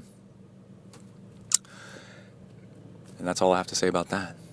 It's not very glamorous, but it works. I did it behind some trees. Anyway, another thing is while swimming, there is a better way to breathe. You take your breath in, and a lot of people, including myself a lot of times, will hold their breath until the last second, until you let it out. You go, and hold it. And then right before you're going to take another breath, you let it out. Take your breath, right? Well, there's actually a better way. One is if you start breathing out immediately, sorry, I had to burp, then you'll reduce the flotation of your front half of your body, and you won't plow as much. So if you get that air out, then you'll actually sink a little bit more in the front, and it'll help your legs come up more in relation, which is good. Okay, well then how do you let your air out so that it works best for you? Well, there's a really cool trick. If you ever notice that when you're going really hard and you're breathing really hard, what do you do with your lips with your mouth whenever you're breathing really hard because you're running really hard? You don't just open your mouth as big as you can and just breathe in and out, right? You don't go like that. It doesn't do anything. But what you notice, you make your mouth hole smaller on the out breath. Everybody does this naturally. Why? Well, what it does is when you push out with your lung muscles, your diaphragm, and push out the air, but you've created only a tiny hole for the air to go out through, then you're creating a lot of pressure inside your lung cavities, and that air pressure forces oxygen across the barrier. And I'm waiting for freaking right-hand turners. Golly, this is a long leg. Come on, people. You're waiting for then that air pressure creates more oxygen for your lungs to use, because it forces air into the lungs better. Even though it's an out breath, it gives you more oxygen into your blood. And the reason, supposedly, I've heard this, it's harder to breathe at high altitude isn't because there's less oxygen in the air at high altitude. Supposedly it's about the same. It's actually that there's less air pressure forcing the air into your lungs. Isn't that cool?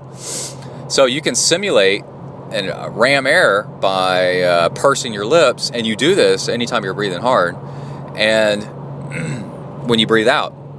So what you do is you swim, you take your in-breath, and then immediately start breathing out, but with your lips almost closed into a hole, and your cheeks puffed out if you want to do that. Like that. And the pressure that you're putting on with your muscles onto your lungs and your lips to breathe the air out, you're both losing air volume so that your front end sinks more, and you're increasing the oxygen uptake into your lungs, and you'll find that you can go harder while swimming hard and go longer. It's really, really cool. It really, really works. It makes you feel like you got like 10, 20% more energy to go. And it's a trick that you can train yourself to do. All right, let's wrap up with a sponsor and a special thing. Sound Probiotics. Everybody in the house has gotten sick lately in the past few months, except for me. Sound Probiotics are food. It's a little pill you take, and it's food for the healthy bacteria in your gut. It's made specially for athletes, and it is really cool stuff. And you can get 10% off with discount code ZenTri. Go to soundprobiotics.com. Your body is mostly your immune system. 70% of it is bacteria, and you want the good bacteria. They promote the good stuff, and they kill off the bad stuff.